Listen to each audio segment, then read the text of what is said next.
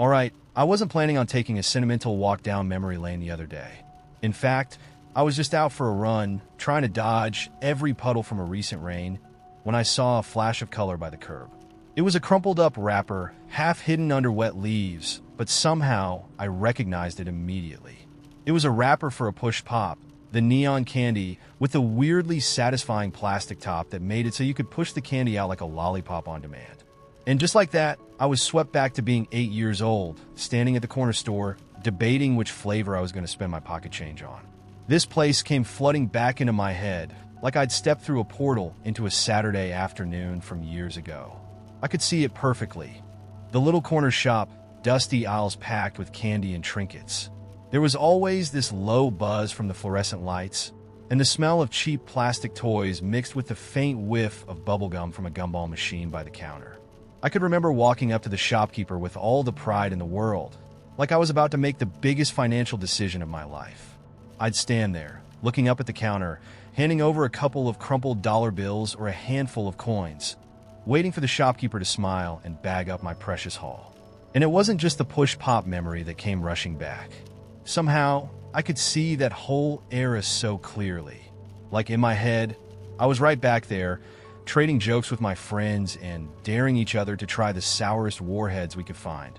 We'd tear open those candy bags and marvel at the absurdly bright colors, like we'd found some treasure only we understood.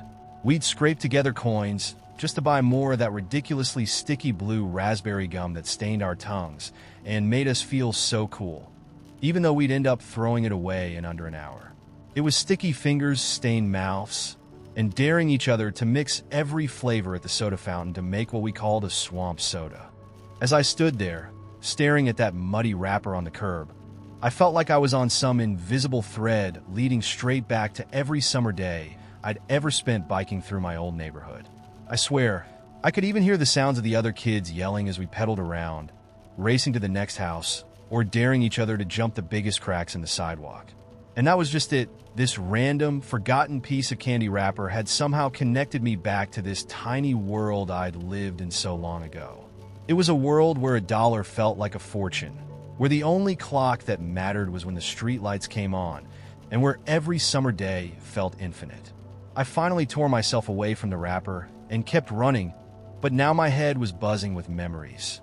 I started remembering the smell of the library in my old school, the one that was a little musty and filled with these old, tattered books we thought were ancient. I remembered this one corner of the library where a friend and I would huddle together, daring each other to check out the biggest, scariest books we could find, books we never actually read but loved to brag about. And somehow, I even remembered the way it felt to open a brand new box of crayons in class, the sharp, waxy smell filling the room. Each crayon perfectly sharpened before the chaos of school got to them. By the time I got back home, I felt like I'd been on a time travel marathon.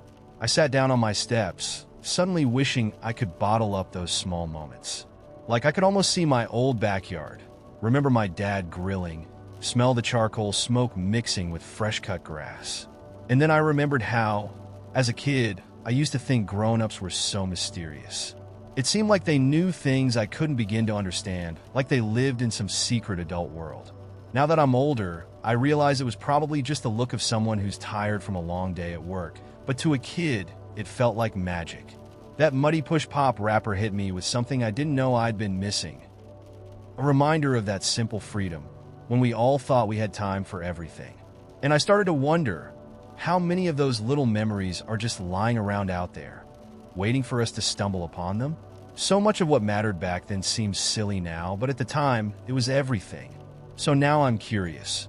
What random moment brought you back to a time you didn't realize you'd forgotten? I used to think love was all about grand gestures, big moments, sweeping romantic surprises, maybe even fireworks. You know, the stuff they show in the movies. But over the years, I've learned that love is found in the little things, the everyday rituals, the routines that look ordinary on the outside, but to those involved feel sacred. Let me tell you about one of my favorite rituals. It's simple, and maybe it won't sound like much, but it's one of those things I still feel in my bones, like a warmth that lingers long after the moment has passed. Every evening, right around dusk, my partner and I would go for a walk. We'd started this habit pretty early in our relationship, almost by accident, on one of those perfect summer nights where the sky's streaked with pinks and purples, and there's that warm breeze that smells like cut grass and blooming jasmine. At first, we didn't even say much during these walks. We just hold hands and walk down the same old path through our neighborhood, past the little park with the swing set, under the big maple trees that line the street. The air would be cool by then, and you could hear kids laughing in the distance, the odd bark of a dog, sometimes even crickets when it got late enough. Those first walks were just a way to wind down, to escape the house for a bit, but after a while, they became more. We started talking on those walks, really talking, the kind of conversations that only seem to happen when you're side by side, not staring each other down across a dinner table or a couch. I told them things I'd never told anyone before. I remember one night, out of nowhere, I brought up my fear of never quite fitting in with my own family. They didn't say anything right away. Instead, they squeezed my hand a little tighter, grounding me. Then they shared a story about their childhood, something I'd never heard before, about feeling like the weird kid at school. It was like in that twilight, I was seeing parts of them I'd never seen, parts that didn't show in daylight. That ritual became our anchor. No matter how the day had gone, whether it was full of little annoyances, work stress, or even the occasional argument, we always had our evening walk. Sometimes it was a reset button. If we were in a bad mood or frustrated with each other, that quiet walk would soften things, make us both take a deep breath, and remember, hey, we're in this together. In the winter, it wasn't quite the same. We had to bundle up in layers, and we'd stomp through snow that sometimes went up past our knees. We'd breathe little clouds of frost, holding gloved hands, huddling close to share our warmth. Some nights, if it was too icy or the wind was too biting, we'd skip it, but then we'd find ourselves sitting at the window, looking out at the dark street, feeling the absence of our ritual like an empty seat at the table. Then spring would come, and those first few mild nights felt like a celebration. I remember one April evening in particular. The air had finally lost its chill, and the trees were starting to show those first hints of green. We had our jackets on out of habit, but halfway through the walk, I realized I wasn't even cold anymore. I remember pulling them close right there on the sidewalk, as if the fresh air and that burst of life around us were something we could share. In that moment, I thought, this is it. This is what love feels like. Eventually, we started a kind of tradition within our ritual. Right before we got home, we'd pause on the little bridge over the stream by our house. We'd lean over the railing and watch the water flow, sometimes still as glass, other times rushing with rain from earlier that day. I don't know why we did this. It wasn't planned, it just happened. We'd stand there for a few minutes, side by side, feeling the cool wood under our hands, listening to the quiet sounds of nature settling into night. Sometimes we'd say something, but more often we'd just be. In those moments, I felt closer to them than ever. I think those walks taught me that love is less about finding someone to make you happy and more about finding someone to share your world with, someone who will make the ordinary feel magical just by being there. Those evening walks turned into a safe place for us, a daily reminder that no matter what life threw our way, we'd always have each other. Sometimes, we'd make little jokes about the same trees we passed every night or point out houses that seemed to have changed.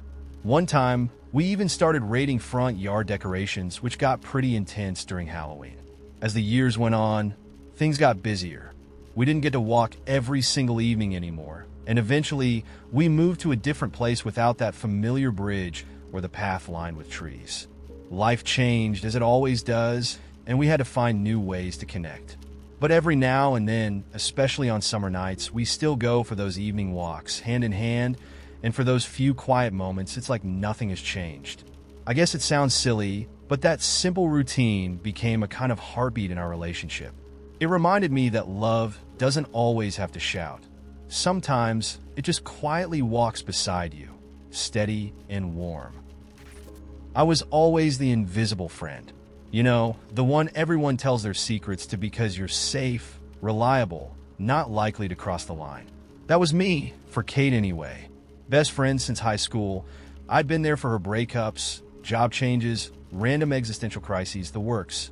And through it all, I had this tiny, persistent crush that I'd convinced myself I could handle. So long as I could be near her, I was fine. Or at least, I thought I was. One night, everything flipped. It was the night of her cousin's wedding. Kate, in her dress, looked, well, better than she ever had.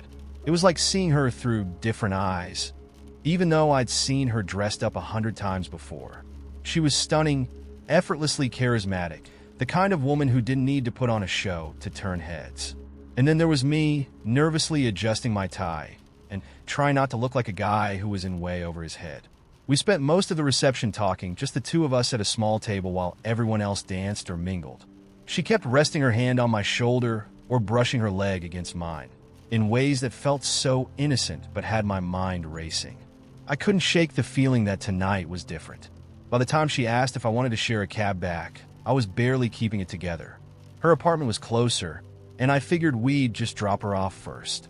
But as we pulled up to her building, she looked at me with a mischievous smile and asked if I wanted to come up for a drink. The second the door closed behind us, she turned, leaning in close. She was looking at me like I wasn't just safe or reliable anymore.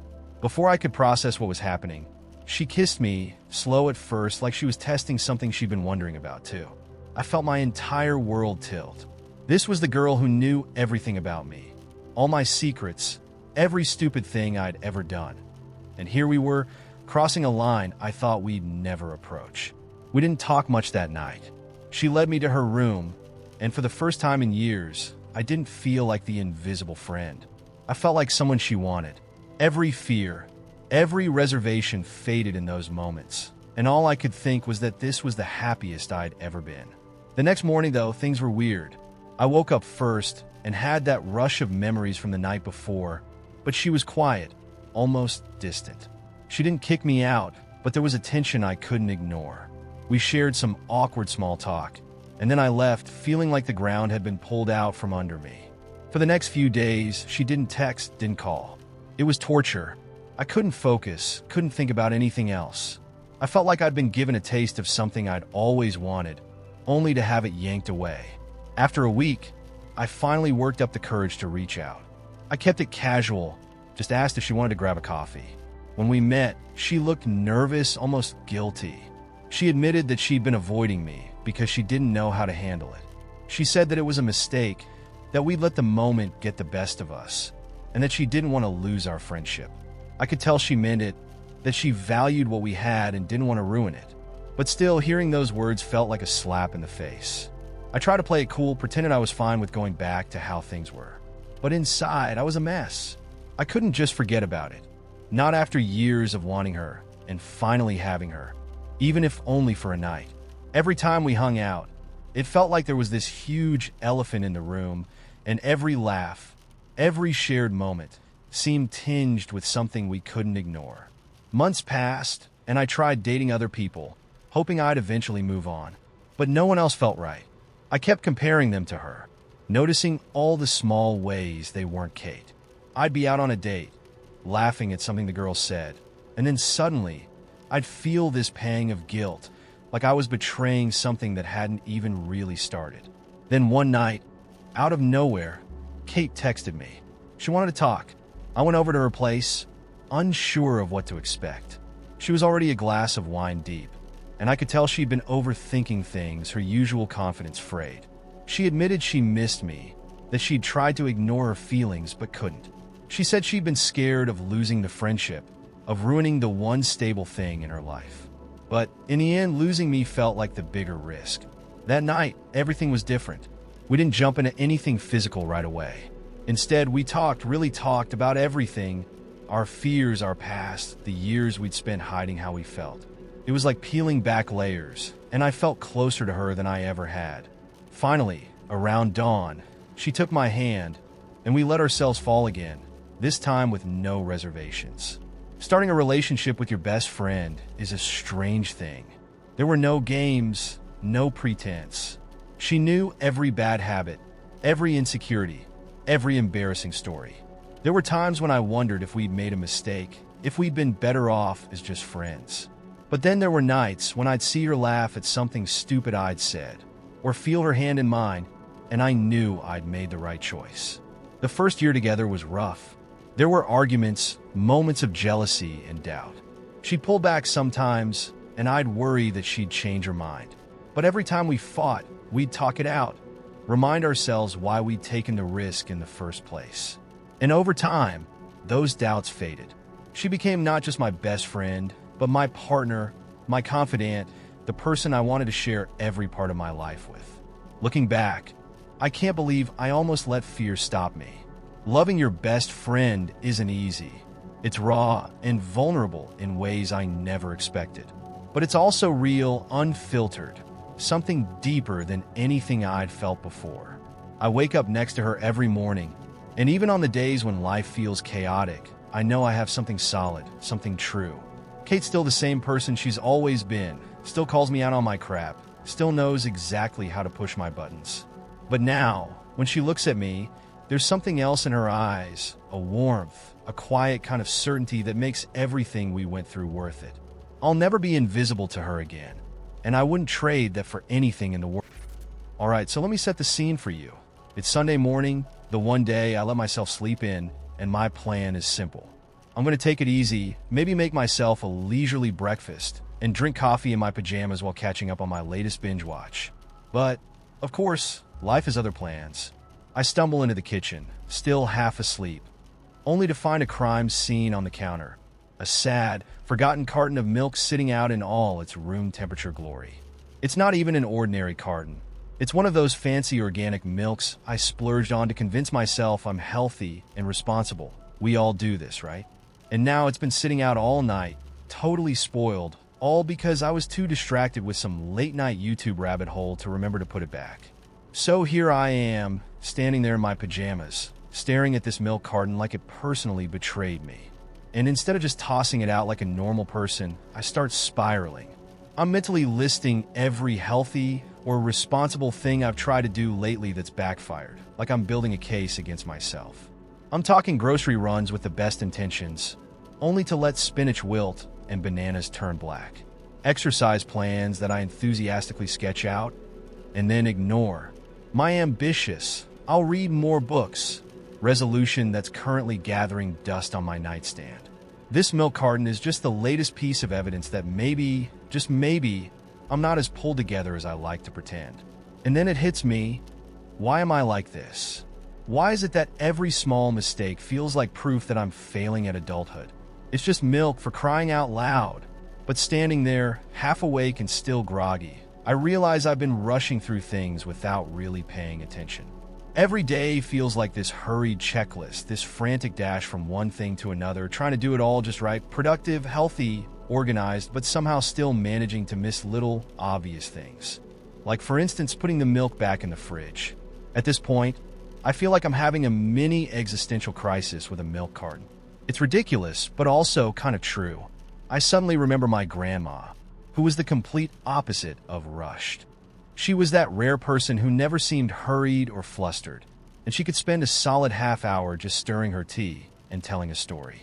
She'd say things like, "Life isn't meant to be one big sprint." And here I am, going through my days like it's a race, trying to tick off boxes instead of really enjoying anything. It's no wonder I left the milk out. So, after standing there like a statue for who knows how long, I finally decide that today, I'm not rushing anything. For once, I'm just going to take my time. I toss the sad, spoiled milk, brew myself a cup of coffee, and sit down at my table without my phone, without any agenda, just me and my coffee. And let me tell you, it feels weirdly freeing. Like, when was the last time I just sat and existed without my brain nagging me about some imaginary next thing? Since then, I've started doing this little pause thing every now and then, whenever I feel that familiar rush creeping in. It's like a mental tap on the shoulder. Hey, remember the milk? Turns out, slowing down to appreciate the tiny things actually makes a big difference. Who knew that a forgotten milk carton could lead to an existential revelation? Anyway, enough about me. Have any of you had one of those small, random moments that made you look at things differently? It was a Wednesday evening, and like clockwork, I was on my way to grab groceries. Just an ordinary night. Same old grocery store, same list of basics, and that faint hum of fluorescent lights that made the store feel like a waiting room for people's lives. But as I reached for a cart, I noticed a small flyer taped to the handle. It was handwritten in messy, looping letters that felt almost like an invitation. Secret gathering at Willow Park. Meet by the old fountain. 8 p.m. No phones. I glanced at my watch. 7:45. Just enough time to ditch the grocery run and satisfy my curiosity. Normally, I'm not the follow a mysterious flyer type, but something about that note had an energy to it, like a whisper meant only for those willing to listen. I left the cart, grabbed my jacket, and walked out into the cool night, my grocery list forgotten. When I got to Willow Park, the place was dark and empty, eerily quiet. Willow Park wasn't exactly a hotspot. It was mostly frequented by runners and the occasional dog walker.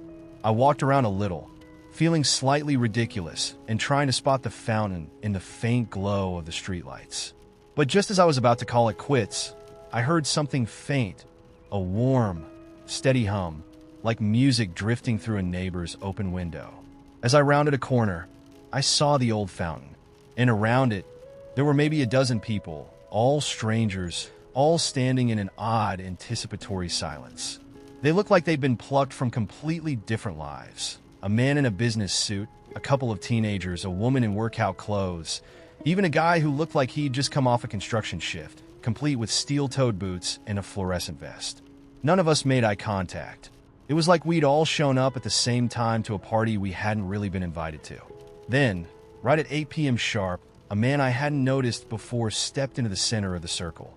He wore a deep red suit that seemed to shimmer in the low light, and his hair was wild and gray, like a storm cloud. Without a word, he pulled a deck of cards from his pocket and began shuffling them in a mesmerizing, fluid rhythm. He had an intensity about him, like he was made of secrets. "I'm glad you came," he said finally, his voice smooth and warm, carrying through the night air.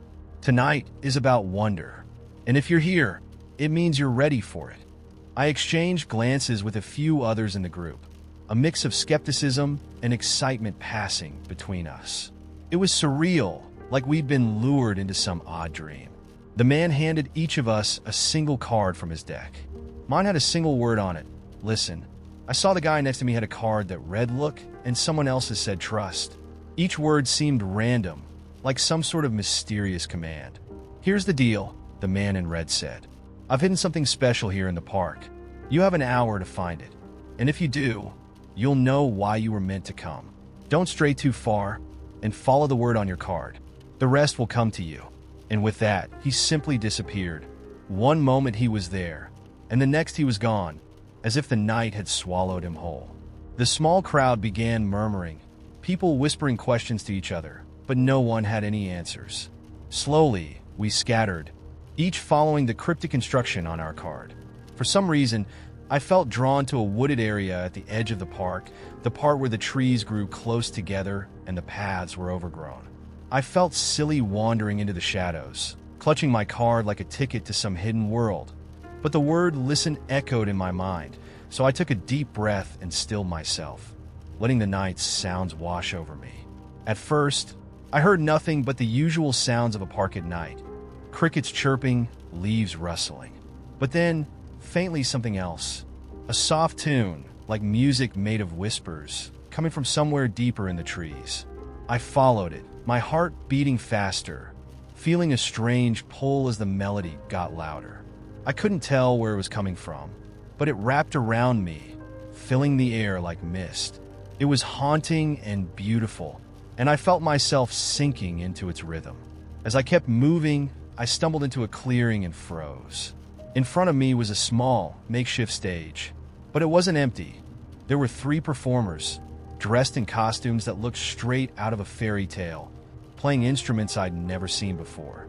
One had a violin made of dark wood, almost black, and another was playing what looked like a small harp but sounded like wind chimes.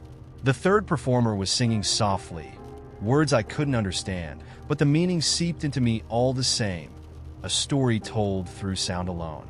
Then I noticed a few of the others from the gathering by the fountain were here too, each one with an expression of wonder. It felt like we'd stumbled into some enchanted pocket of time, where the normal rules didn't apply.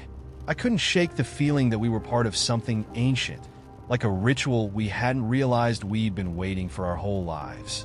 After a while, the music faded, and the performers melted back into the shadows, leaving us standing there in awe. I glanced down at my card again, tracing the word listen with my thumb. And I swear, in that moment, the trees whispered back, a soft, collective sigh that sent a chill up my spine. The hour passed faster than it should have. I don't remember walking back, but soon I found myself standing by the fountain again, the others returning one by one, each of them holding their cards and looking as dazed as I felt. The man in red was back, his eyes sparkling like he'd just been let in on a cosmic joke. "Well," he asked, smiling at each of us in turn, "did you find what you were looking for?" None of us answered right away. The woman in workout clothes just shook her head, but she was smiling, like she had a secret now, too. The teenager, who had been fidgety and restless earlier, looked calm, like he'd left some part of his worries behind in the trees. And me? I just nodded, because I didn't know what else to say. As we started to drift away, heading back to the real world, the man in red called after us, "Remember this night, and know that wonder is always closer than you think. You just have to listen, look, and trust."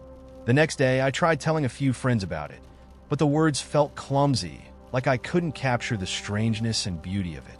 And when I went back to the park, there was no sign of the clearing or the stage. The fountain was just a fountain, and the whole thing started to feel like a half-remembered dream. But I kept that card, the one that said listen, and every once in a while I take it out and remember that night. Since then, I can't help but feel that the city holds pockets of magic just waiting to be found. I'm still not sure what that night meant, or who the man in red really was. But every so often, when I'm walking through the park or down a familiar street, I hear a faint whisper of music, and I wonder if I might stumble back into that world again. So, here's my question to you. Have you ever had a regular day suddenly turn into an unforgettable adventure? So I feel a bit shy even writing this out, because it's not exactly something I admit to my friends. But I have this thing I do whenever I have a crush on someone, and it's a little okay, maybe a lot, quirky, or embarrassing. Honestly, you tell me, when I start liking someone, I develop what I call my crush routine. And I don't mean like the regular, oh, I check their Instagram stories and analyze their posts. No, that would be way too normal for me. I go much, much weirder. My routine involves deep breath, strategically arranging encounters. It's as if I've taken inspiration from rom-com meet cuties, except my spontaneous encounters are less cute and a bit more calculated. Like down to the minute. Let me explain. It all started in college with a guy named Matt. Matt had this curly hair and wore the same plaid jacket every day, which sounds odd, but it totally worked for him. Anyway, I had a massive crush on him, and I knew his class schedule because, well, I'd memorized it. Note, I sound creepy already. Trust me, it gets worse. So, knowing that he left English Lit at 11:15, I would try to be on my way to the library around that exact time. Never failed, like clockwork. I'd see him walking, and I'd do this little wave. Just a casual, "Oh, hey, didn't expect to see you here" wave. He'd smile back, maybe say, "Hey, how's it going?" and keep walking. Nothing special, except I was always thrilled inside. One day, though, I miscalculated my timing. I turned the corner just as he was already halfway down the hall, meaning my window of waving opportunity was closing fast. Without thinking, I half-jogged, half-speed walked to catch up with him, ending up practically breathless by the time I got close.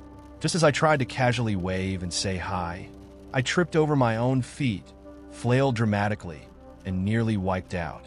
It would have been a total disaster if he hadn't caught me, all bewildered and concerned, asking if I was okay. My face was on fire, but somehow I managed to laugh it off, pretending it was no big deal. Inside, though, dying. The whole thing felt like the universe smacking me on the head, saying, "Nice try, but stop." After that, I kind of toned it down a bit. Since then, though, the crush routine has stuck around, just with some modifications. Now, I'll invent random errands in places where I might see my crushes. I'm like the Sherlock Holmes of coffee shops and grocery stores, mapping out the most likely places I'll run into them, and just happening to be there myself. I once spent an entire Saturday morning in a cafe, because I'd seen on social media that a guy I liked went there a lot. I brought a book to read, so it wouldn't look like I was just waiting around. Yes, I've thought this through. He did eventually show up, and we ended up chatting for a solid 15 minutes, which to me felt like an eternity. He probably thought it was just an innocent encounter, while I'm internally thinking, yes, the crush routine strikes again. And if I'm really being honest, it doesn't end at just happening to bump into them. Oh no, my awkward heart takes things a bit further. I'll find myself doing ridiculous things to impress them without even thinking it through. One guy I liked was a huge fan of hiking. So guess who suddenly became an outdoor enthusiast? Spoiler, I'm not an outdoor enthusiast. But I found myself talking about my love for nature during our first conversation. By the next weekend, I was wearing brand new hiking boots, struggling up a trail, pretending like I did this every weekend. Of course, I made it about 10 minutes before realizing I'd totally misjudged the terrain, and he had to help me get down a steep part because I'd already twisted my ankle. By the end of it, he was more like my hiking rescuer than my date. And I know this sounds like a lot, like excessive even, but it's not even about trying to deceive them or pretend I'm someone else. It's more like I just want to be around them. Sometimes it works in my favor, but more often than not, it just ends in me being a hot, anxious mess. I could probably just ask them out directly, but where's the mystery and chaos in that? The funny thing is I've started to notice some tiny patterns in my crush routine. Like when I first like someone, I have to organize my life around seeing them. Not every day, just occasionally. There's this thrill in those little moments, seeing them across the street, hearing their laugh by coincidence, watching them from afar in a totally not creepy way, I promise. It's like a strange sense of satisfaction from these tiny, fleeting interactions. Like if I see them, even if we don't talk, my day feels complete. But if I don't see them, I feel like I missed out on a good day. It's ridiculous, but hey, we all have our quirks, right? Sometimes I think about what would happen if I just stopped. Just let things unfold naturally, stopped worrying about timing, and quit my odd bumping into them on purpose habit. But the routine has become kind of a weird, endearing ritual for me. It's like I get to live in this half-dream state where the possibility of romance feels constant. I think it makes life a little more fun, even if it's awkwardly unproductive and probably stresses my friends out when I drag them along on these so-called random outings that they know are not so random. So there it is, my crush routine. It's probably way more than you ever wanted to know about someone's slightly obsessive, but harmless quirks in the world of romance. But now that I've spilled my secrets, I'm super curious. Do you have any little dating quirks you've never told anyone about? Or am I out here planning my entire week around seeing my crush alone? Would love to hear if I'm in good company. It was an ordinary Tuesday, the sort of day that feels like it's halfway, hidden under a blanket of normalcy. My commute was routine, my coffee was lukewarm, and the sky was a standard shade of no-thrills gray. I convinced myself that this would be just another day. Go to work, dodge spreadsheets, come home, repeat. But that illusion didn't last long. From the moment I stepped off the train, reality began to unravel, gently but unmistakably, as if I had accidentally slipped into an alternate dimension, one where the ordinary had become just a little bit enchanted. It started with a red balloon, not floating in the air, like some innocent kid's plaything that escaped into the sky. No, this one was tied to a street sign, a deep crimson against the dullness around it. I nearly walked right past it, but something made me pause. The balloon wasn't glossy like a new party decoration. Instead, it looked weathered, a bit deflated, like it had been waiting for a while. On the string, there was a tag with my name on it. My actual name, first and last. I stood there, looking around for a hidden camera or a giggling friend lurking behind a lamppost. But the street was empty, except for a few briskly walking strangers, each looking as ordinary and uninterested as the day had promised to be. I reached out, hesitated, and then pulled the balloon string down till I leveled to read the tag more closely. "Follow me," it said, in handwriting so small and intricate it could have been etched by fairies.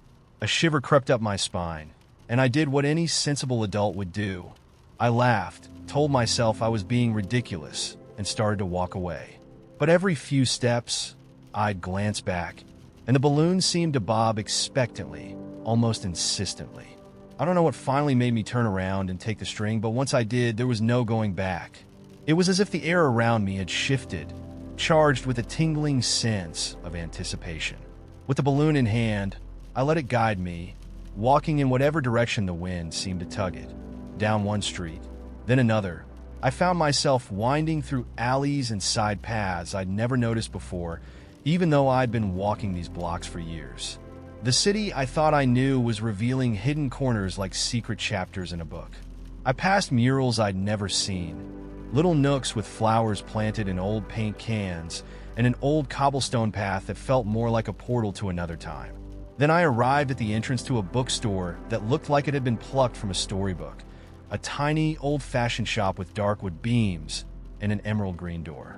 I hadn't seen it before and thought maybe it was new, but there was a sign in the window that said, "Established 1882. Somehow, this place had been here for over a century, and I'd managed to miss it every day. Stepping inside felt like crossing a threshold into another world. The scent of old paper and leather-bound books wrapped around me like a warm cloak. Shelves climbed up to the ceiling, crammed with books whose titles glinted in the soft amber glow of ancient-looking sconces. A tall, wiry man behind the counter looked up as I entered, his eyes sparkling with a kind of knowing amusement, as if he'd been waiting for me. "Ah," he said, smiling. "There you are." I was beginning to think the balloon didn't make it. I blinked, momentarily at a loss. The balloon? You sent it?" He nodded. "A bit unconventional, I admit. But for special customers, we have to get creative. Wouldn't want you to miss out on the good stuff." This wasn't making any sense, but instead of feeling anxious or alarmed, I felt a strange calm settle over me, as if I were in a lucid dream. He gestured to the shelves with a sweep of his arm, like a magician unveiling his finest trick. "Go on, have a look. I think you'll find what you're looking for." I didn't know what I was looking for, but I wandered through the maze like owls anyway, feeling like a character in a bedtime story. Each book seemed to call to me, titles whispering secrets just out of reach. And then I saw it, a small, slim volume wedged between two enormous tomes on a dusty, low shelf. I pulled it out, my fingers tingling as they brushed over the cover. It had no title, just an intricate design that looked like a compass crossed with a map, surrounded by a wreath of tiny, unfamiliar symbols. I opened it and found my own handwriting on the first page. The words were a journal entry from a trip I took years ago to a remote cabin, a memory so faint I'd nearly forgotten it. But there it was, every detail, even down to the slightly slanted TS that I'd always tried to correct in my handwriting. My heartbeat quickened as I flipped through more pages. Every page was an entry, my entries documenting moments I'd experienced, both big and small, moments of joy, heartbreak, curiosity. Some were even memories I had long buried or forgotten. I could hardly believe it. I brought the book to the counter, half expecting the man to laugh or ask how it got there, but he just smiled knowingly. "Everyone's story deserves to be told," he said, as if that explained everything. "Sometimes we just need a little reminder of all the lives we've lived." I stared at him, wondering if he was a magician, a mind reader, or perhaps both. He handed me a receipt, but it had no price, just a note that read, "Your story is already yours. Take it." I was speechless, and yet the whole encounter felt oddly natural, like I'd stepped into a world where such things happened all the time. When I walked out of the shop, the balloon was gone, vanished without a trace. I tried to retrace my steps, but no matter how many times I circled the block, I couldn't find the bookstore again. It was as if it had dissolved into the folds of the city, a hidden wrinkle in reality, just out of reach. To this day, I still have the book. I keep it tucked away on my shelf, occasionally flipping through its pages to remind myself of that strange, whimsical day. The pages don't seem to change, but every so often, I feel like there's something new in the margins, a line I hadn't noticed before, or a doodle of a balloon in the corner of a page. Maybe it's just my imagination playing tricks, but I like to think that book, and that day, still has secrets left to share. Have you ever had a day where reality felt almost like a dream or a strange fairy tale? I remember it all started on a day that wasn't supposed to be remarkable. Just another Saturday, dragging myself out of bed, scrolling through social media in a half-awake daze, telling myself that I was done with dating apps. That's when I saw his profile pop up on my phone, Josh. He was cute, in that scruffy, real-life, not airbrush kind of way. His bio said he loved dogs, books, and late-night talks. I'd had my fair share of slick profiles with empty promises, but something about him made me pause. I took a chance and swiped right. A match, almost immediately. He messaged me first, a simple hi followed by a joke about how terrible he was at starting conversations. We traded banter, easy and natural, the kind that feels like you've known each other for years. It was refreshing, rare, like finding a good song by accident on the radio. He didn't flood me with texts or try to wow me with grand stories. Instead, he'd send little thoughts throughout the day, a meme, a line from a poem, something funny he overheard. The simplicity of it was addictive. We met in person 2 weeks later. He chose this tiny cafe tucked away in the corner of an old neighborhood, the kind of place you'd miss if you weren't looking. When I walked in, he was already there, sitting by the window, looking exactly like his pictures, maybe even better. No pretenses, no best angle. Just him looking up with that lopsided grin. The first few minutes were the usual blend of awkward small talk and lingering gazes, but then we started talking about music, and suddenly an hour flew by. He told me about his favorite band, how he'd been to their concerts a dozen times, how he felt alive in the crowd, and I could see it in his eyes, that spark of passion. I felt like I could listen to him forever.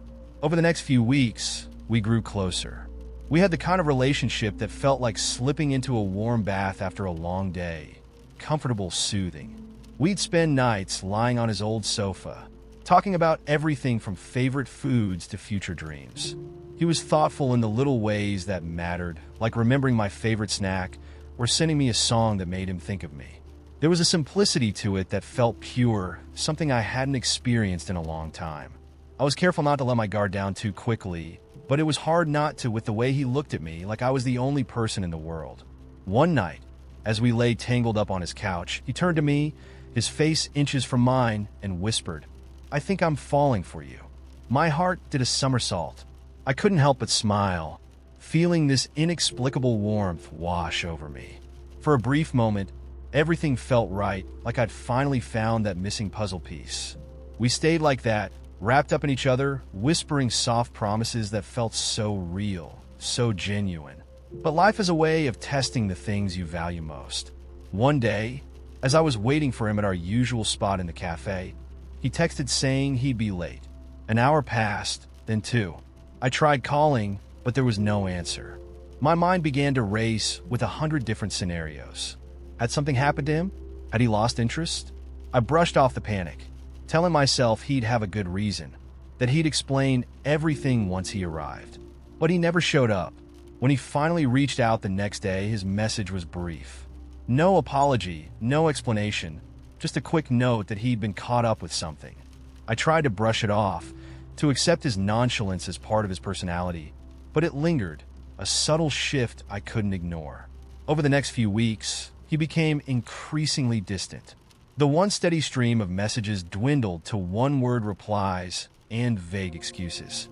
I'd ask him about his day, and he'd respond with a distracted fine. I tried to be patient, to give him space, but it felt like he was slipping away, like sand sifting through my fingers. Finally, after a week of silence, I reached out, asking if we could meet to talk. He agreed, and we met at the same cafe where we'd had our first date. But the warmth was gone. He barely looked at me, his attention elsewhere, like he was already halfway out the door. I took a deep breath, trying to keep my voice steady, and asked him if something was wrong, if there was a reason he'd been so distant. He looked down at his coffee, his fingers tracing the rim of the cup, and muttered something about feeling overwhelmed, that he hadn't been ready for something serious, that he thought maybe we'd moved too fast. I felt my heart drop, a hollow ache spreading through me. This was the same guy who'd looked me in the eyes and told me he was falling for me. The same guy who'd said he wanted to build something real, something lasting. And now, he was backing away, leaving me stranded in the middle of a relationship that suddenly felt like a mirage.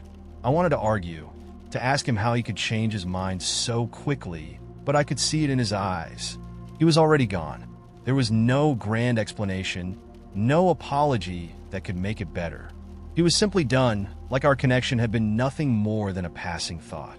We sat in silence, the weight of unspoken words hanging between us, until finally, he mumbled something about needing time and walked away. I stayed there, alone, staring at the empty chair in front of me. feeling a mixture of sadness, anger, and disbelief. In the days that followed, I tried to piece myself back together. I deleted his number, packed away the little notes he'd left in my jacket pocket, and tried to move on.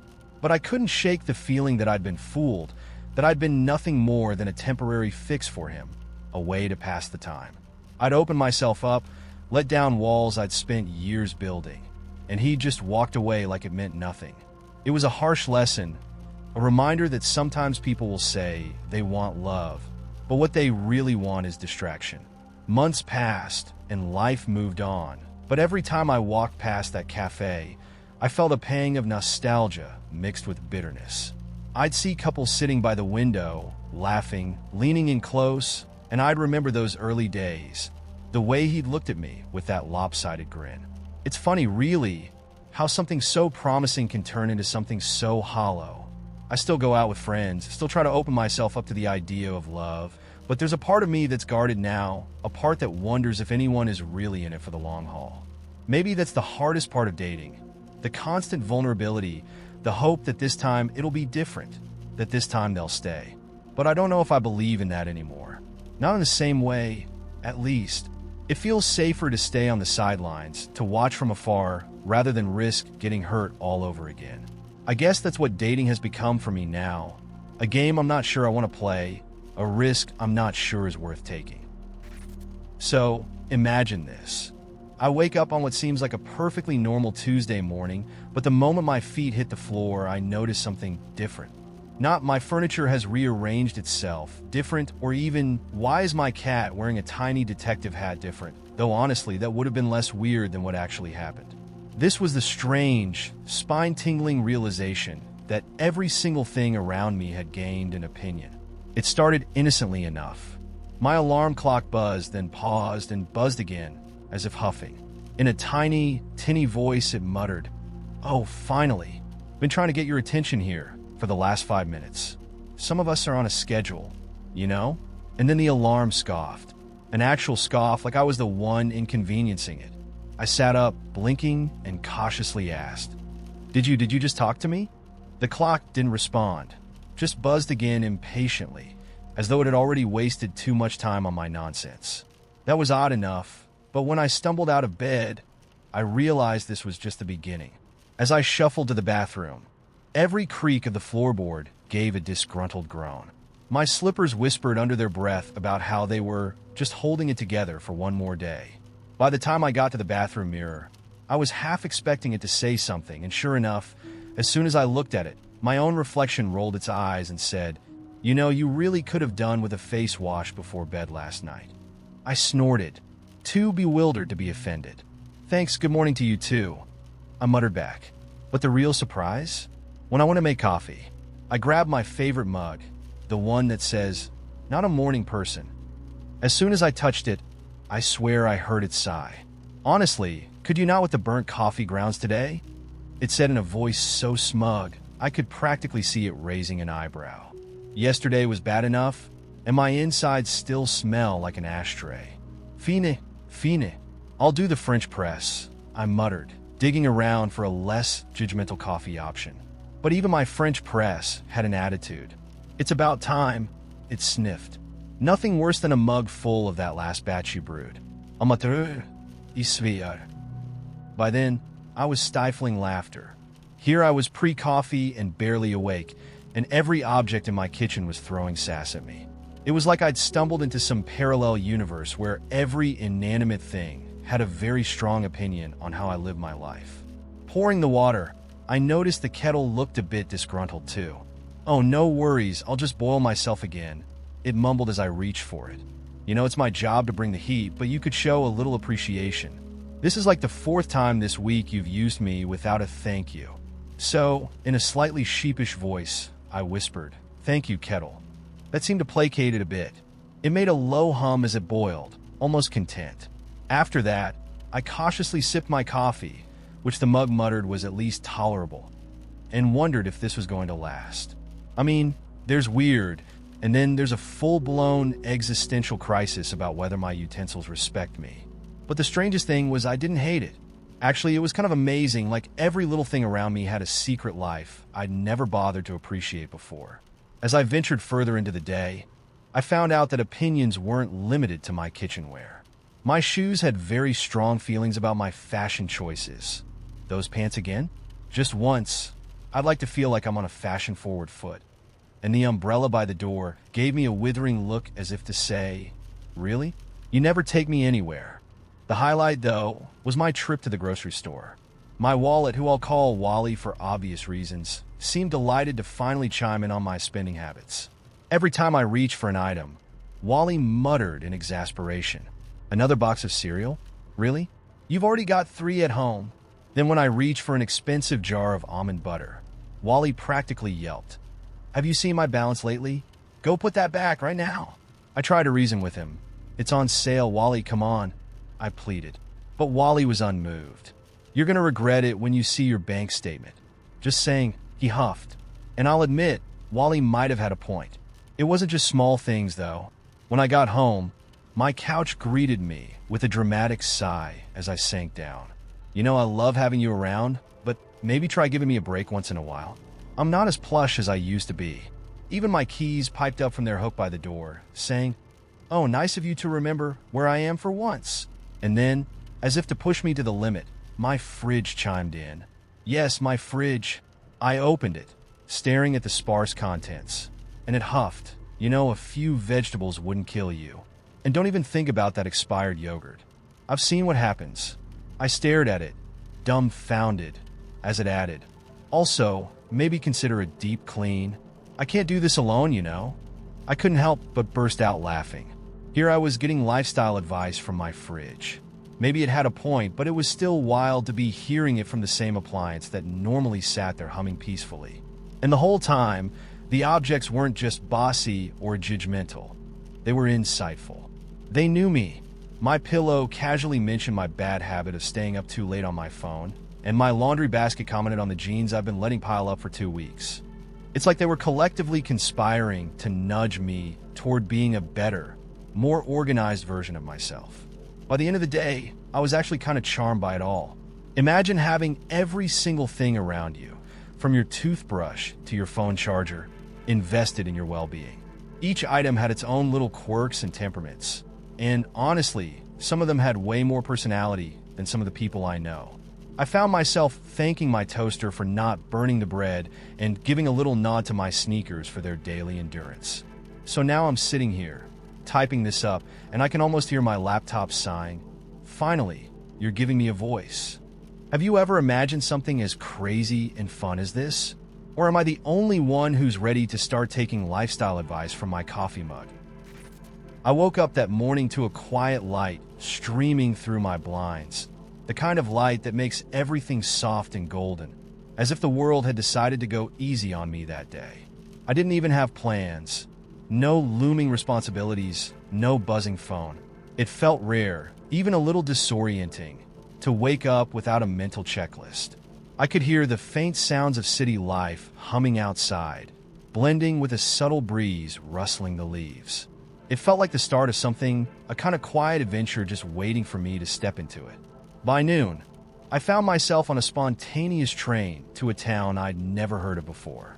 A stranger at a coffee shop the week before had recommended it, swearing it had the best bookstore and a river walk that could melt even the toughest heart. I usually need more convincing than that, but something about the day nudged me to go. The train itself was old, with worn leather seats and a gentle, rhythmic sway. Outside the window, hills rolled by, flecked with wildflowers and patches of sunlight peeking through drifting clouds. It was mesmerizing, the way everything seemed to align in that moment, like a scenic movie sequence where every detail has been purposefully crafted to set the mood. I got off at the small, creaky station and felt that strange sense of displacement, like stepping out of one world and into another. The air smelled faintly of lilacs and freshly baked bread from a nearby bakery. There was no urgency, no familiar tug of to-do lists or reminders. It felt like the whole town was in sync with me, moving at my exact pace. I wandered through narrow streets that seemed tailor-made for wandering, quaint, cobbled paths lined with little bookshops, old trees, and hidden gardens. I found myself smiling at strangers, at the cats lounging in shop windows, and at the old couple sharing a quiet moment on a bench. I felt lighter than I had in ages, like every footstep was pulling me deeper into a dream. And then, of course, I found the cafe. You know, the one, the kind of place you always imagine but rarely stumble upon. The door was painted a deep shade of green, slightly chipped, but somehow it made the place feel even more alive. A small sign swung gently above the entrance, simply reading the Velvet Note. As I walked in, the scent of fresh coffee and vanilla wafted over me, and I could hear the low hum of jazz playing from somewhere in the back. The place had mismatched chairs, dim lighting, and walls lined with faded photographs and handwritten notes pinned up by people who'd passed through over the years. I found a seat by the window, where the sun was streaming in, casting a warm glow over everything. I ordered a coffee and a small plate of something I couldn't pronounce, but was deliciously buttery and flaky. As I sipped, I let my gaze drift over the room, and that's when I saw him, an older man, maybe in his 70s, wearing a worn tweed jacket and a cap. He had a notebook open, pen in hand, but he wasn't writing, just staring out the window with a soft, faraway look. He caught me looking, and to my surprise, he smiled and raised his coffee in a small, friendly salute. I don't know what prompted me, but I decided to go over and say hello. Maybe it was the warmth of the day, or the way everything felt so right and inevitable, like each moment was unfolding exactly as it was supposed to. I asked if he'd mind a bit of company, and he motioned for me to sit down. His name was Elias, he told me, a former sailor who had spent the better part of his life traveling the world and collecting stories. As he began to talk, I felt myself sinking into his stories like they were chapters in a book I couldn't put down. He spoke of storms off the coast of Scotland, of tiny port towns where the locals knew him by name, of friendships made and lost in far-flung places. There was a calmness to him, a kind of depth that made everything he said feel important and meaningful. "Life's funny," he said at one point, tracing patterns on the table with his finger. "You spend so much time searching for something, a purpose, maybe, or just a place to call your own. But sometimes, all you need is a moment like this, where you can just be, you know?" And I knew exactly what he meant. I'd come to this town on a whim, expecting nothing, and here I was, sitting across from a man who seemed to know things about life that I was only just beginning to understand. I felt a sense of peace I hadn't known I was missing. We talked for what felt like hours, exchanging stories like old friends. He told me about a cafe he'd found in Morocco, where the music never stopped, and the laughter spilled out onto the streets. I told him about a small cabin I'd stayed at once, deep in the woods, where the silence was so profound it felt like the trees were holding secrets. For a while, time ceased to exist. The world outside the cafe could have been anywhere or nowhere at all, and it wouldn't have mattered. As the afternoon wore on, Elias checked his watch and stood up, tucking his notebook into his coat pocket. "Time for me to move on, I think," he said, with a kind of quiet finality. He thanked me for the conversation, and with a last warm smile, he slipped out the door, leaving me with the strange feeling that I'd just met someone who had given me exactly what I needed, even if I hadn't known I needed it. After he left, I sat there in silence, feeling the weight of the quiet settle around me. I took a deep breath, savoring the warm, comforting smell of coffee and vanilla lingering in the air. Outside, the sun had started to dip below the rooftops, casting everything in a soft, orange glow.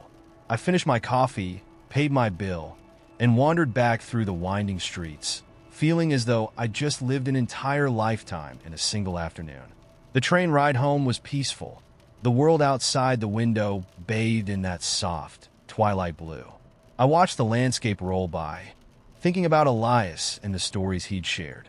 There was something profoundly beautiful about the simplicity of it all, the way two strangers could meet in a small-town cafe and share pieces of themselves, leaving each other changed in some small but meaningful way. As I stepped off the train and walked back through the quiet streets toward my apartment, I felt like I was floating, like the world was humming along with me. It was as if life had paused, just for a moment, to play a perfect melody, one I'd been waiting to hear without even realizing it. It made me wonder if anyone else has ever had a day like this. A day where everything felt warm and alive, as though the world had tuned itself perfectly to your mood, playing a harmony that matched every step you took.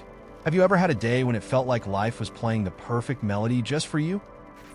So, this story starts with me trying to have a responsible adult weekend, which ironically turned into one of the wildest, happiest weekends of my life.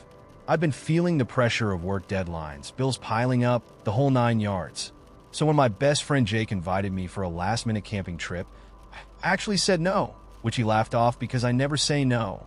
But then Jake, being Jake, told me I was too boring to even try to kidnap anymore. Naturally, that reverse psychology worked. I was like, fine, I'll go, but just one night. No crazy detours, no hikes that involve cliffs or ropes, and I need to be back by Sunday morning. Spoiler alert, none of that happened. We grabbed our gear and headed out around noon. The plan was to find this hidden gem campsite Jake had been raving about. Apparently, he'd heard about it from a friend who heard about it from a friend. A classic Jake move. Anyway, we're driving, we're chatting, all's going smoothly, until I realize we've been on a bumpy dirt road for way too long, like long enough to notice that my GPS had given up about an hour ago and was just frozen in place. Jake's still grinning like he's in a car commercial, even though my old Civic is wheezing up the hill. But then we hit this gorgeous lookout, and it kind of makes sense why he dragged me along. We got out, stretched, and looked over this valley that seemed to go on forever. Trees in every shade of green, golden light slanting just right through the branches. I remember thinking, okay, maybe I needed this. Just as we're ready to find the actual campsite, we hear the unmistakable sound of a flat tire. Jake and I look at each other, then at my car, and sure enough, one of my rear tires has decided it's time to retire right here on this cliffside. No spare, because I'd taken it out a month earlier to make room for, of all things, a Costco run. Jake's solution? He says, well, let's camp here. Why not? I wanted to argue, but honestly, he wasn't wrong. The view was unbeatable, and we were on public land. So, we set up camp right there on the edge of nowhere. We started a fire, grilled some random snacks we brought. Yes, there was a leftover rotisserie chicken involved, which was just as questionable as you'd imagine, and settled in for the night. As darkness fell, we saw stars like I'd never seen before. I'm talking about an entire galaxy stretching across the sky. Each star so clear it was like someone had pinpricked a dark sheet of paper and held it up to a light. It was peaceful and surreal, with nothing but crickets and our little fire crackling. I'm not usually one for Zen moments, but sitting there made me feel like I'd been doing life all wrong. And then things got weirder. Just as we're contemplating turning in, a flashlight beam cuts through the trees. Now, out in the middle of nowhere, this is not exactly comforting. We froze, whispered, "What the hell?" in unison, and prepared to either run or fight. But then, out of the darkness, a cheerful, "Hey there," echoes toward us. Turns out, it's a couple in their early 70s, Frank and Margie, who apparently make it a habit to camp off the beaten path and are very, very good at spotting fellow amateurs. Us, clearly. They told us they'd part down the trail a bit and just wanted to check on the young-ins. What started as an awkward introduction turned into an all-night chat.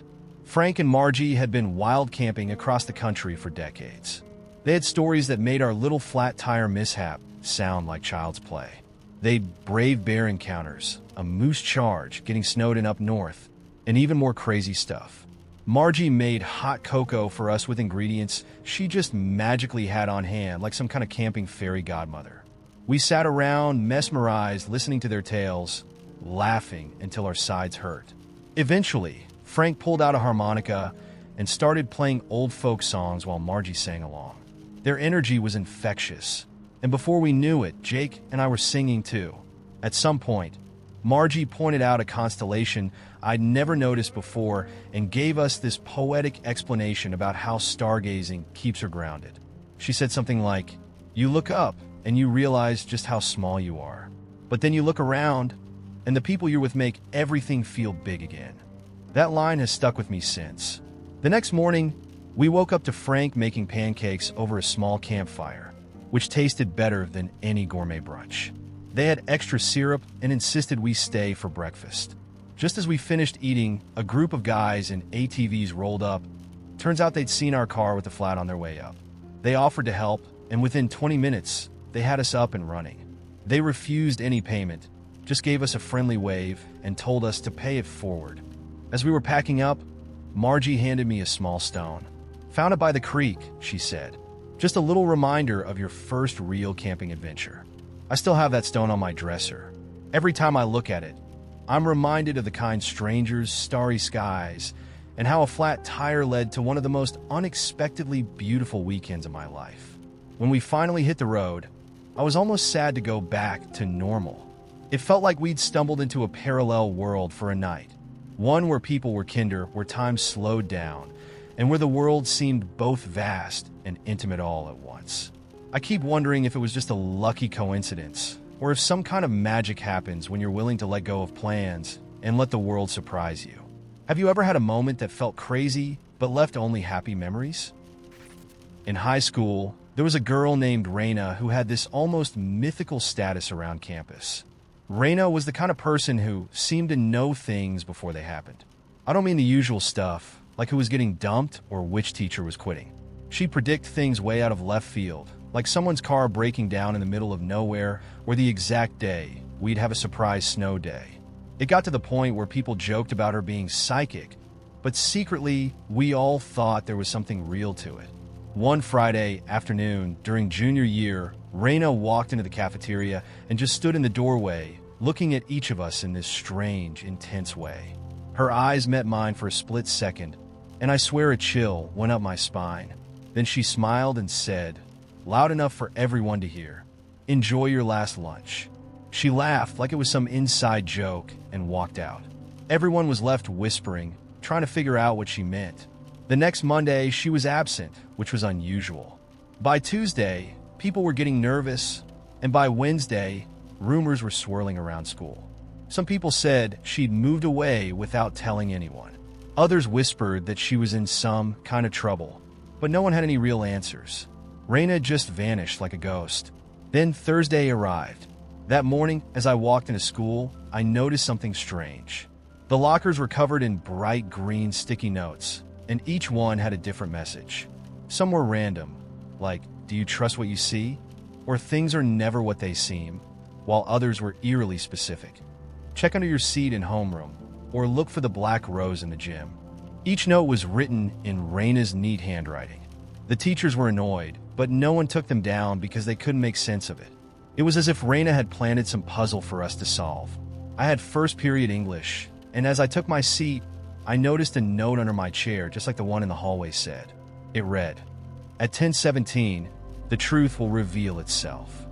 I looked around and saw a few other people pulling similar notes from their desks, each with a different time on it. It felt like she was trying to guide us, but to what no one knew. The minutes crept by.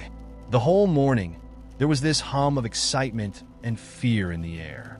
People exchanged glances, and even the teachers seemed unsettled. By third period, whispers were louder than the lecture, and everyone kept checking the clock. When 10:17 hit, my heart was pounding, expecting something to happen, but nothing did. Everyone sat there holding their breaths, waiting. The clock ticked forward, and then we all kind of let out this awkward, disappointed laugh, figuring it was just another one of Raina's pranks. But then, the fire alarm went off. The teachers scrambled, waving us outside to the field where we gathered for roll call. As we lined up, someone pointed towards the main building, and we saw it, something dripping down from the windows. At first, we thought it was water, but as it trickled down, we realized it was paint, dark, reddish-brown paint, streaming down like blood from a horror movie. It ran from the roof all the way down to the ground floor, covering the entire side of the building. Everyone was murmuring, and you could feel the panic rising. People were shouting that it was fake, some that it was a prank, but no one really knew what to believe. And then we saw it. On the top floor, written in the same green sticky notes as before, were the words, "Look inside."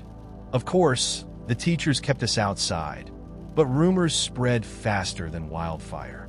Some kids swore they saw Raina's face in one of the upper windows, even though she wasn't there.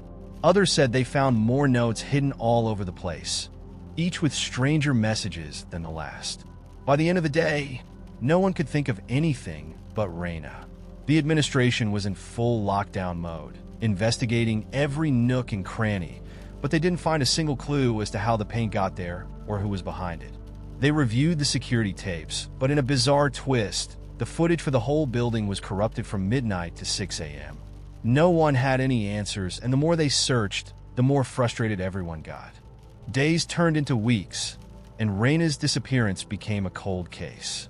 Most people moved on, but there was this lingering sense that we'd missed something important, like we'd failed her final test. The rumors turned her into a legend, and kids swore she still roamed the halls, leaving messages no one could find. Months passed, and then one day, out of the blue, I found another sticky note on my locker. It was different from the others, faded and smudged, like it had been written in a hurry. It said, "When you find it, don't look back." I never knew what she meant by that. To this day, I wonder if there was something we all missed that day, some piece of the puzzle we didn't see. I never saw Raina again, but that last note stays with me. Even now, I can't help but wonder what would have happened if we'd solved it. If somewhere out there, she's still waiting for someone to figure out her final mystery. I've got this little corner in my mind that I slip into sometimes when things get a bit too loud or fast.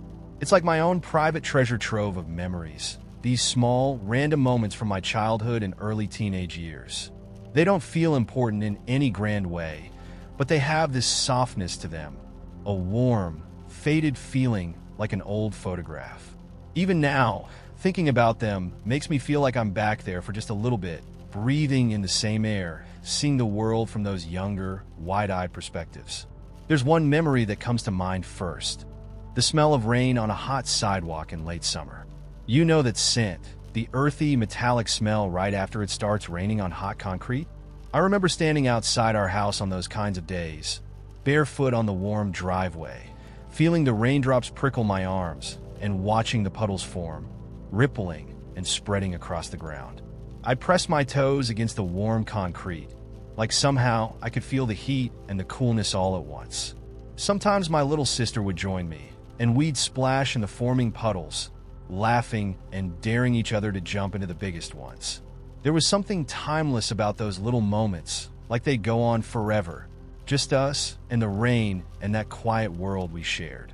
And don't even get me started on the thrill of Saturday morning cartoons. The ritual was serious business. I'd roll out of bed at the crack of dawn, usually still half asleep, make myself a giant bowl of sugary cereal, the kind I wasn't supposed to have during the week, and settle down in front of the TV. There was this unspoken rule that Saturday mornings were mine. I'd park myself in the living room, legs crossed on the carpet, spoon in hand, mesmerized by whatever animated characters were having adventures that day. I can still remember the exact sound of the theme songs and the crinkle of the cereal box as I reached for just one more handful. The world felt so still and quiet in those early hours. It was like time had paused just for me. Oh, and speaking of things that seem unthinkable now, remember the sheer excitement of blockbuster runs? We didn't go often, which only made it that much more exciting. It was this whole process. My parents would load us into the car, and we'd all debate what movie to pick on the way there. Then as soon as we walked in, we'd split up and fan out like explorers on some critical mission.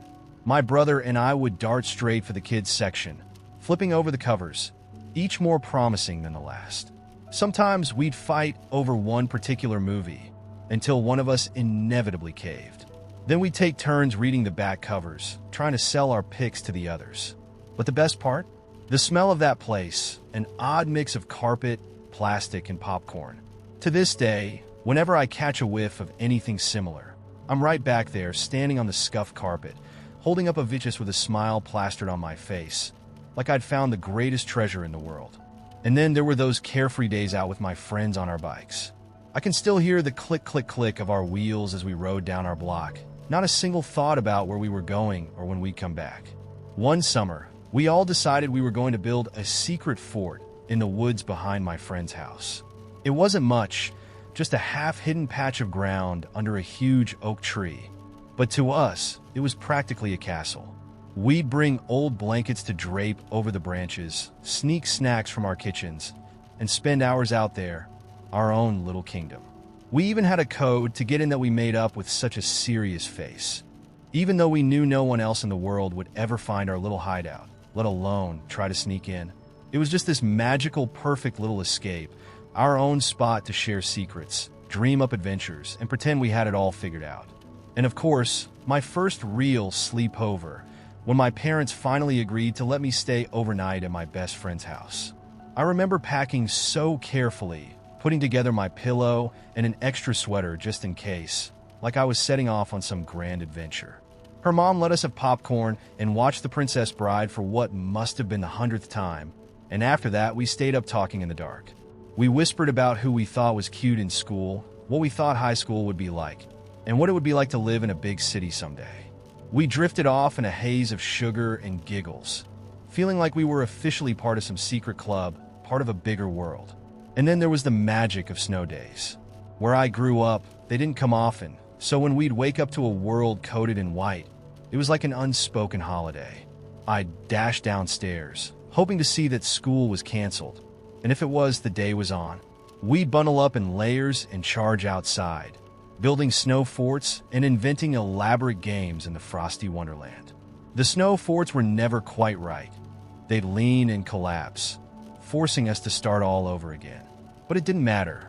We'd end up breathless, laughing, our cheeks bright red from the cold, and afterward, we'd stomp back inside, leaving wet footprints and piles of boots by the door.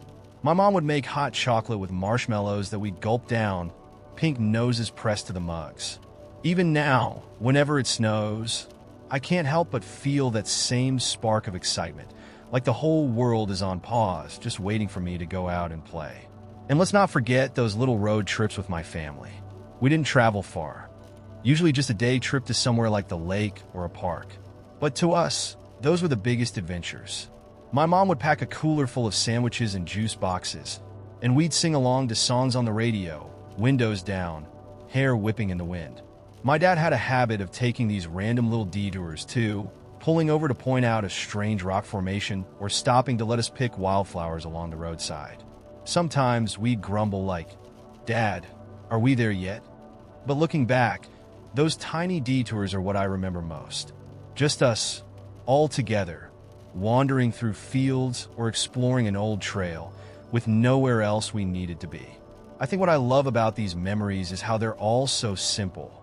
They weren't huge moments or big achievements, just these little pockets of time when everything felt right, even if it was just for an afternoon. There was a kind of magic in that simplicity, a feeling of being so present that it sticks with you, even years later. And I guess that's why I love thinking about them. They remind me of a time when the world felt both big and small, safe and full of possibility, like anything could happen, but everything was already perfect just as it was. So, I'm curious. What small memory always makes you feel warm inside when you think back of it? When I got the call from my younger sister that mom was back in the hospital, I'd been in the middle of something, a work call, a grocery run, a weekend cleanup, something, though for the life of me, I couldn't remember what. Everything I'd been doing before those words left her mouth was erased in an instant. I'd avoided going back, avoided sitting in that hospital room with its sterilized light and heavy quiet, feeling like I was under a magnifying glass.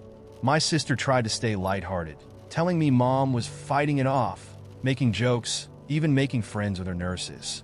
But she couldn't keep the worry out of her voice. I drove up the next day, barely stopping for food, only coffee when I needed it, winding through highways that led me right back to a town I'd been running from for years. The house was small, a little place at the end of an empty street lined with patchy trees. So familiar it felt like a second skin. I hadn't called ahead. I just wanted to show up, sit with her, be present without the grand gestures. When I opened the door, the smell of the place hit me, dust, cinnamon, and the faint scent of bleach. My sister was there, too, waiting for me in the kitchen, stirring soup in an old pot I recognized from our childhood. She looked up with a half smile, the weariness etched into her face. "She's sleeping now," she whispered, setting down the spoon. "The treatment's rough. More than last time." I nodded, unable to find the right words. She led me to the living room, and we sat for a while in silence, the hum of the refrigerator filling the gaps. "It's hard this time," she finally said, her voice cracking a bit. And in that crack, I saw how thinly stretched she was, how much she'd held down the fort while I kept my life neatly at a distance. The hospital room was colder than I remembered. Mom's face was drawn, her skin almost translucent against the stark white sheets. I forced a smile as I walked in, the sound of my footsteps overly loud in the stillness. She looked up, and despite everything, her eyes brightened, a smile creeping up the corners of her mouth. "Look at you," she managed, her voice soft and weak, but still with that glint of humor she always carried. "Finally decided to come see your old mother?" I forced a laugh, settling into the chair next to her. Couldn't stay away forever. For the next hour, we talked in quiet voices, laughing when we could, dodging around the big questions, the ones neither of us could answer. She asked about work, about the city, about people she barely remembered meeting, piecing together an image of my life she didn't quite know. And I let her. It was easier that way, safer. I told her about the things that didn't matter, leaving out the restless nights, the worry I couldn't shake, the way I felt like I'd been floating untethered since I left home. The next morning, my sister suggested I stay for a bit. "Just a few days, maybe?" she asked, trying not to sound desperate. I saw the exhaustion in her eyes, the way her shoulders slumped with every sigh. I agreed, telling myself it'd only be temporary, that I'd be back to my life in no time. But days turned into a week, and then two, and before I knew it, I was rooted in that old house, moving through the days in a strange, suspended rhythm. One afternoon, as Mom was napping, my sister and I were going through the garage, a place I'd avoided for years. Dust hung in the air, and every box I opened was like peeling back layers of memories I tried to leave behind. We sifted through old photos, yellowed recipes, and the occasional relic of Mom's life that didn't fit into any familiar story. An embroidered handkerchief, a pair of antique earrings, a stack of letters tied with a faded ribbon. As I went to close a box, my sister stopped me, her hand on my shoulder. "You should take some of this back with you," she said, her voice soft but insistent. I shook my head. "No, I don't need any of it."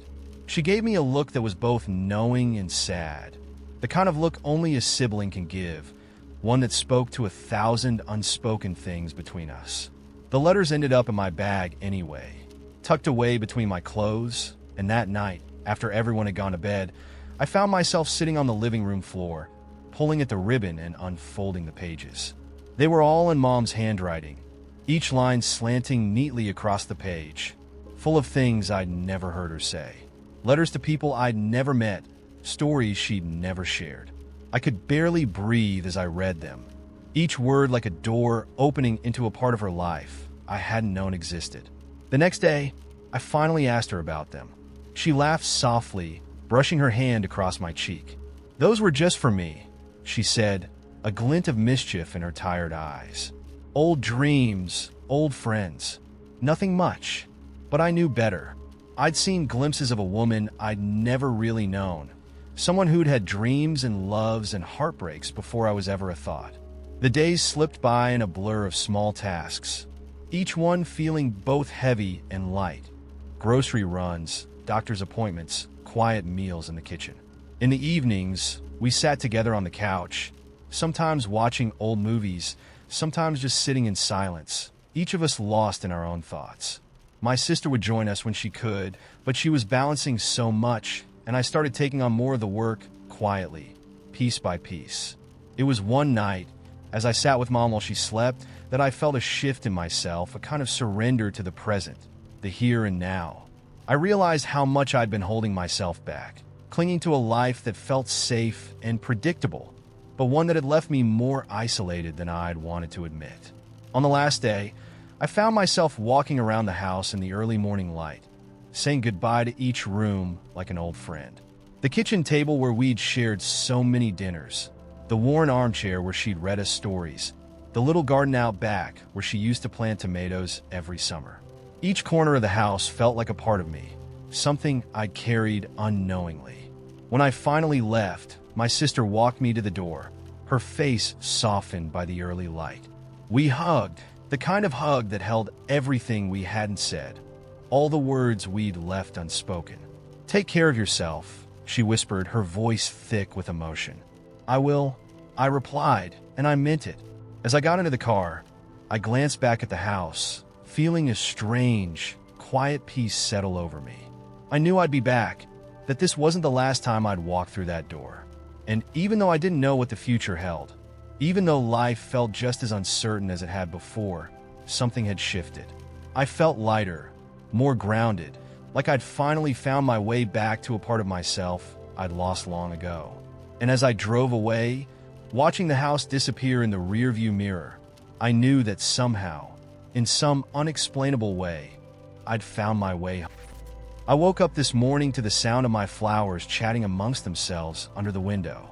Not the usual rustling of leaves or the odd breeze shifting petals, mind you, but an actual conversation. Voices soft yet clear as they discussed whether I'd remembered to water them yesterday. "He was busy," a marigold said in a tone that sounded suspiciously like my grandmother's. "He'll get to us today? I'm sure of it." The lilacs murmured agreement, and I swear I saw the daisies give each other a nod of solemn solidarity. I blinked, shook my head, and thought, maybe I'm still dreaming? But no, the day outside looked a bit too crisp and bright to be anything but real. When I stepped out the door, each flower turned in my direction, bobbing in time with their "good morning, friend." I couldn't help but feel like a beloved guest of honor. I gave him a little wave, murmured a soft "good morning" back, and felt like I'd walked into some kind of magical garden tea party, except all the guests were small and floral. Honestly, not a bad way to start the day. As I made my way down the street, I noticed that everyone seemed oddly connected. Every passerby had that look on their face like they just bumped into an old friend, even if they hadn't said a word out loud. Two joggers passing each other did little finger waves without breaking stride, but their eyes said everything. "Nice to see you again. Wasn't that sunset amazing last night?" They seemed to be saying with just a glance. An elderly man gave a young mom a soft smile, and though no words were exchanged, her posture straightened, her shoulders relaxed. "Yes, you're doing a great job," his look seemed to reassure her. I couldn't quite hear their thoughts myself, but it was like the air was full of shared understanding, invisible threads weaving all of us together. I started to wonder if I could do it too. I looked at a man waiting for his coffee, gave him a tiny nod, and thought, "Hey, nice jacket, by the way." To my absolute surprise, his face lit up and he ran a hand over his shoulder, like he'd just heard the compliment loud and clear. He nodded back with a thanks that sounded half out loud and half in my head. I kept walking, chuckling at this newfound telepathic power and feeling like I'd somehow stumbled into an episode of a TV show where everyone just gets it. Then came the bus stop, normally a grim, slightly stinky affair, with everyone packed in like sardines and avoiding each other's eyes. Today it was anything but. The regulars were all there, but they were leaning into this new reality with gusto. One guy, Mr. White Socks and Sandals, was offering a silent cheers with his coffee thermos to anyone who made eye contact. Another lady, who usually clutches her purse like it might run off without her, looked up from her book and gave a passing bird a respectful nod, like they'd known each other for years. And the pigeons, I could have sworn they were in on it too. One strutted by my feet, paused, and gave me the kind of look you give an old friend you haven't seen in a while. I tipped an imaginary hat to him, and he gave a little nod back before resuming his very serious pigeon business. If pigeons could wink, this one would have. The bus itself was a delightful exercise in communal thought. I usually dread the crowded ride, but today the bus felt like it had a personality of its own, a gentle, motherly vibe that somehow made everyone fit. I thought of seats, and one opened up right in front of me. A young girl smiled knowingly, as if she'd orchestrated the whole thing.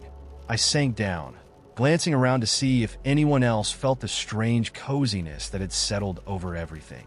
Sure enough, two elderly women were deep in what looked like a silent but animated debate, gesturing wildly without a word spoken aloud.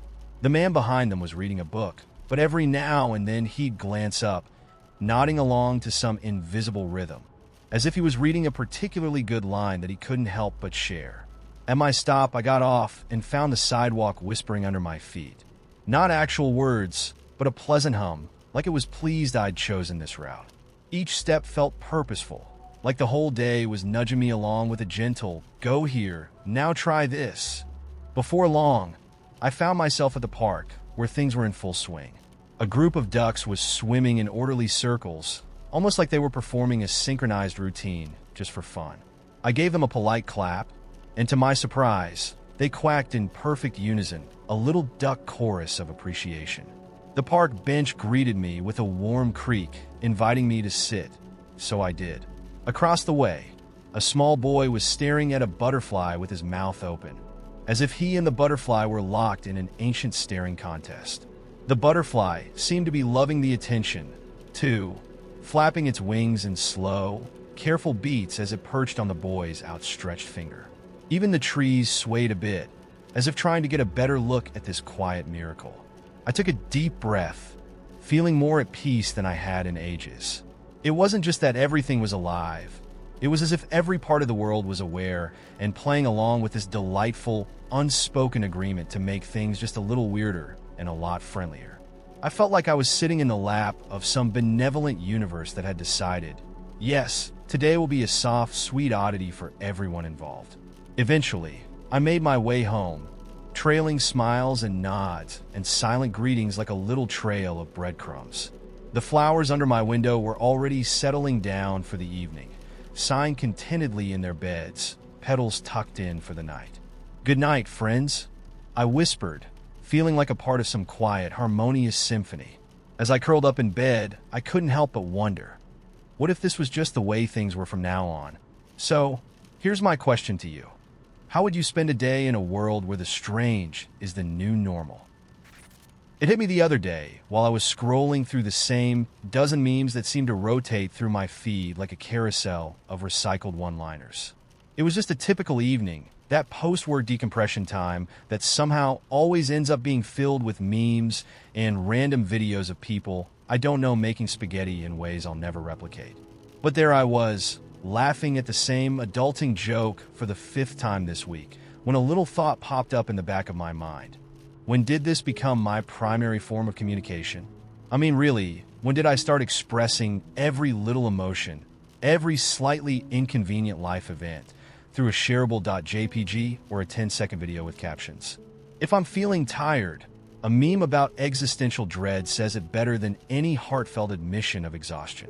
If I'm confused, why explain myself when there's a perfect clip of a bewildered cat that sums it up?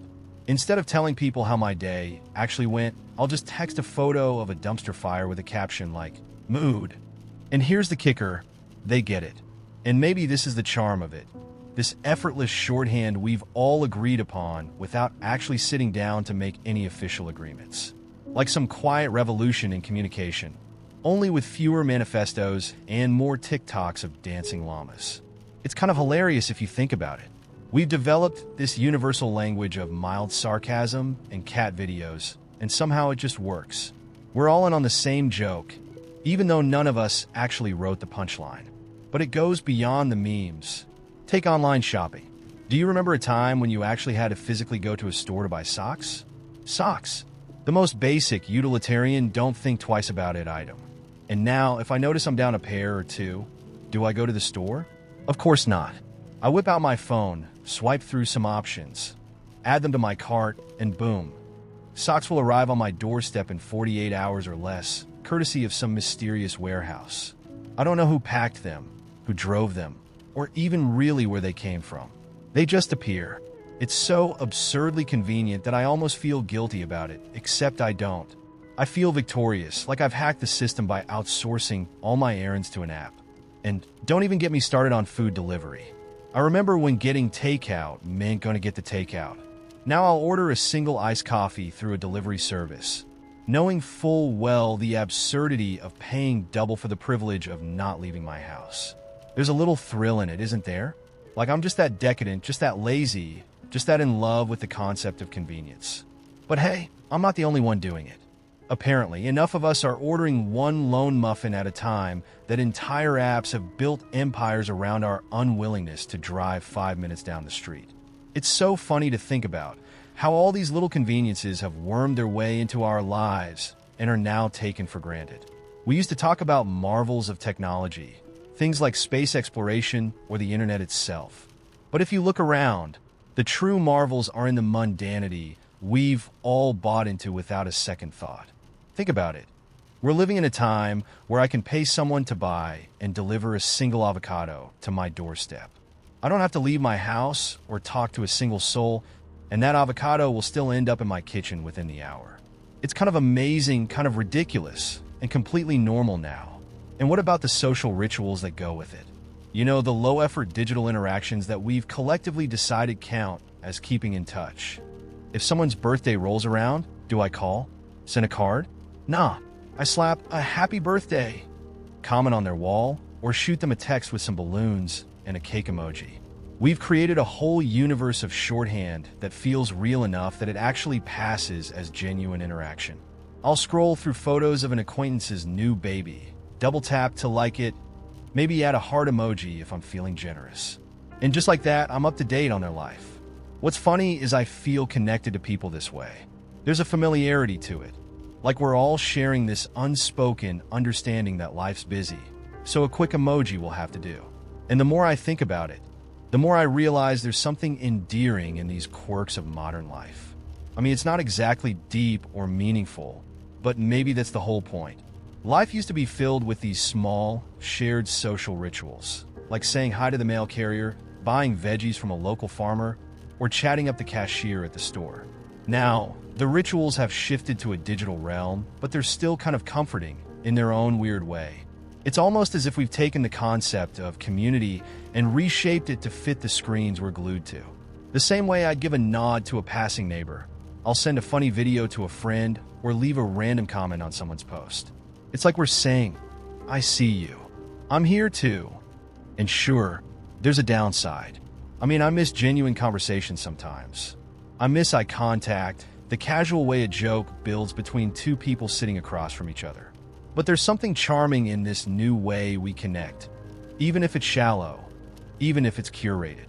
It's like we've all agreed that life is busy and full of noise, so we'll settle for a quick meme or a virtual thumbs up. And in the end, it's kind of nice that we can still find each other in these tiny, shared slices of digital life. I guess what I'm saying is that all these little conveniences, memes, delivery apps, online shopping, social media shortcuts, have become this strange, almost invisible framework that holds our lives together. We don't question them, we don't marvel at them anymore, but they're there, shaping the way we live, almost like these silent, unnoticed companions. And maybe it's silly, but sometimes thinking about it just makes me smile. Because yeah, the world's changed in a lot of big ways, but it's the small, quirky things, the ones that seem trivial, that give me that gentle reminder of how far we've come. So now I'm curious. What little thing in today's world makes you smile, even if it's a bit quirky? It started with a dare. Not the kind of dare that comes with any big expectations, just the usual messing around between friends. We were at my place, lounging on the couch with a half-finished pizza on the coffee table and some horror movie playing in the background. Just another Saturday night. Danny and I had been best friends since our freshman year of college, and while most of our friends thought we were dating at some point or another, it was just never like that. At least I never thought it was. That night, though, felt different.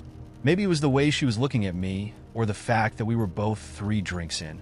But somewhere between laughing at the cheesy special effects and stealing slices of each other's pizza, she turned to me, half smiling, and said, "Bet you wouldn't kiss me."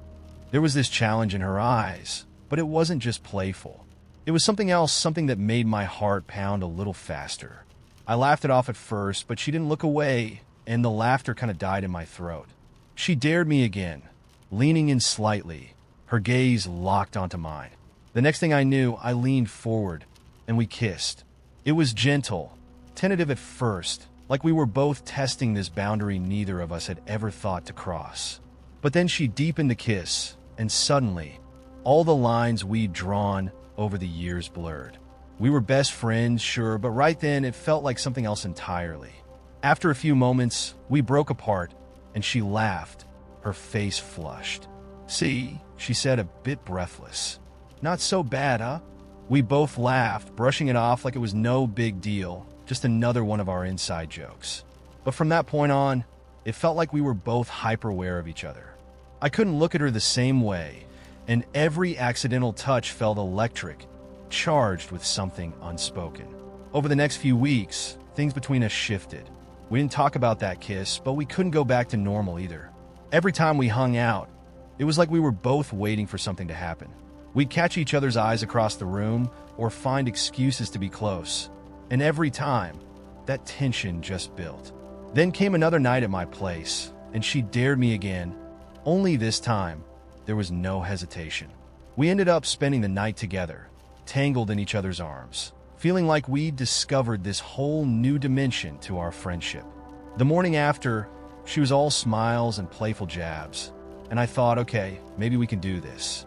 Maybe we can just be whatever this is without it getting weird. But as you can guess, it didn't quite work out that way. For a while, it was like we were trying to live in two worlds. We'd act normal around our friends, like nothing had changed, but behind closed doors, we were something else entirely. We'd go on friend dates that ended with us crashing at each other's places, and I started to wonder if we were just kidding ourselves. But neither of us wanted to push it. I think because we were both scared of what might happen if we admitted how much things had actually changed. Eventually, it became too much. One night, after one of those dates, she turned to me, her voice quiet and unsure. "What are we doing?" she asked, her eyes searching mine.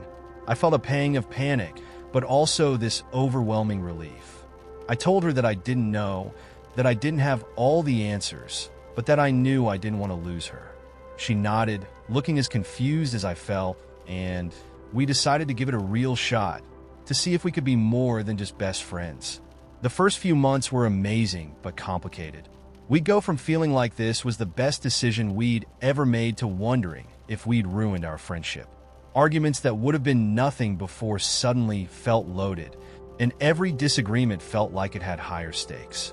We were still figuring each other out in this new way, learning each other's quirks and flaws, but now it mattered more. We were more invested, and that made everything scarier. One night, we had our first big fight. I can't even remember what it was about now. Something trivial, probably, but I remember feeling like this was it, like we'd reached the point where we'd crash and burn. I almost walked out, too frustrated to deal with it, but she stopped me, grabbing my arm and refusing to let go. She pulled me back, and we sat on her couch in silence for what felt like forever. Then, finally, she just said, "I don't want to lose you." Not like this. Hearing her say that broke something in me. I realized that no matter what happened, this was worth fighting for. We weren't just friends anymore. We were something more, something that was both beautiful and terrifying at the same time. I took her hand, and from that moment on, we agreed that we'd be honest with each other, even when it was hard.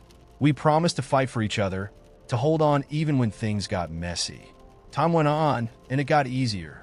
We found our rhythm, learned how to be best friends and partners without losing either part of what made us us. Our friends eventually figured it out, some acting like they'd seen it coming all along, while others were shocked. But none of it mattered because we knew what we had. It wasn't perfect, but it was real, and it was ours. Years down the line, when people ask us how we ended up together, we just laugh. We tell them it started with a dare, a joke that ended up being the most serious thing in our lives. And sometimes, when I think back to that night, I can hardly believe how close I came to never knowing what it felt like to love her this way. Danny's still my best friend. She's still the one who knows all my secrets, who can make me laugh harder than anyone else, who challenges me, annoys me, inspires me. But now, she's also the person I wake up to every morning, the person who knows every part of me, good and bad, and still chooses to stay. And that, I think, is the best thing I could have ever dared to hope for. A few months back, I found myself in this small, dimly lit jazz bar tucked into the back streets of the city. It wasn't my usual scene. I was more of a dive bar with loud music kind of person, but my friend convinced me it was a hidden gem. The vibe was strangely charming, with a mix of hipsters and corporate types nursing bourbon or swirling wine glasses, all united by the soft hum of a trumpet in the corner. My mind was busy cataloging all the little details when I spotted him. Tall, dark, and leaning against the bar like he'd stepped out of some old Hollywood noir. He caught my glance, and I gave him a smirk, half expecting him to come over and offer me some cheeky line. But he didn't. He just gave me this almost imperceptible nod. The kind of understated confidence that said more than words ever could. Naturally, that intrigued me. I walked over, nursing my drink, and struck up a conversation. His name was Elliot, and we hit it off immediately. Elliot had this calm intensity, an unfiltered honesty that took me off guard. We talked about everything from the rise of neo-soul to our mutual distaste for overly contrived art films, and by the time the bar closed, it felt like we'd known each other for years. I felt myself slowly sinking into the warm pull of attraction, laughing like I hadn't in ages. And then, somewhere between the last sip of his whiskey and our lingering goodbye outside, he asked me back to his place. It wasn't like I hadn't done it before, but something felt different. It was the way he held my hand, just a little tighter, like there was more to the night than a mere passing fling.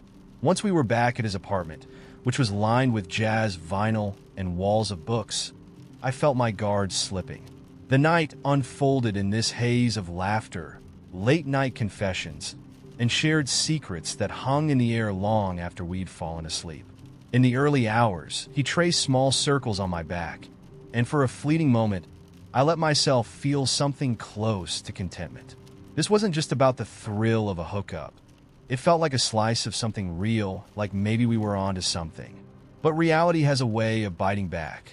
When I woke up the next morning, the warm glow had shifted to something sharper, a sense of disorientation that gnawed at me as I dressed quietly. Elliot stirred, gave me a lazy smile, and invited me to stay for coffee. But the urge to flee overtook me. I told him I had to get going, muttering something about brunch plans with friends. The truth was, I wasn't ready to linger in that bubble. I was afraid of what staying could mean, of the expectations that might form if we crossed that line from one night to maybe more. The walk home was weirdly sobering. The early morning air bit into my skin, grounding me in the uncomfortable reality of the situation. There was a time when I could do this without a second thought, where a hookup was just that, a fun, meaningless escape. But this time, it felt like I was walking away from something more, something real. I felt guilty, even confused.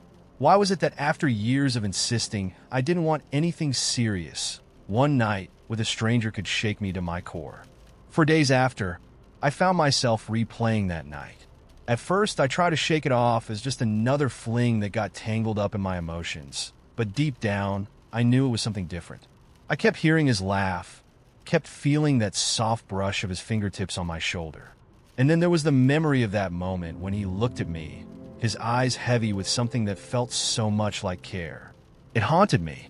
Friends were quick to laugh it off, telling me it was just a vibe thing, that maybe I'd just gotten too in my head about it. And sure, maybe they were right. But the whole experience got me thinking about what I wanted, or rather, what I didn't want. The idea of these temporary connections, thrilling as they might be, suddenly felt hollow. It was as if all the flings I'd had before had been building up to this moment of clarity, this realization that maybe, just maybe, I wanted something real. It was a lazy Saturday afternoon, one of those rare, perfect autumn days when the air is crisp, the sunlight is soft, and you feel like you're floating. I had no plans, no errands, and no desire to be inside, so I decided to walk through the quieter part of the city. It wasn't a new route. I'd strolled those blocks a dozen times before, but today, the leaves seemed to glow a little brighter, the sidewalks a little less worn. I kept wandering, letting my feet guide me wherever they pleased. After a while, I found myself in an unfamiliar neighborhood tucked away in a pocket of the city I rarely explored. It felt like a place out of time with cobblestone streets, ivy climbing up red brick buildings, and storefronts with hand-painted signs. One of the shops caught my eye immediately.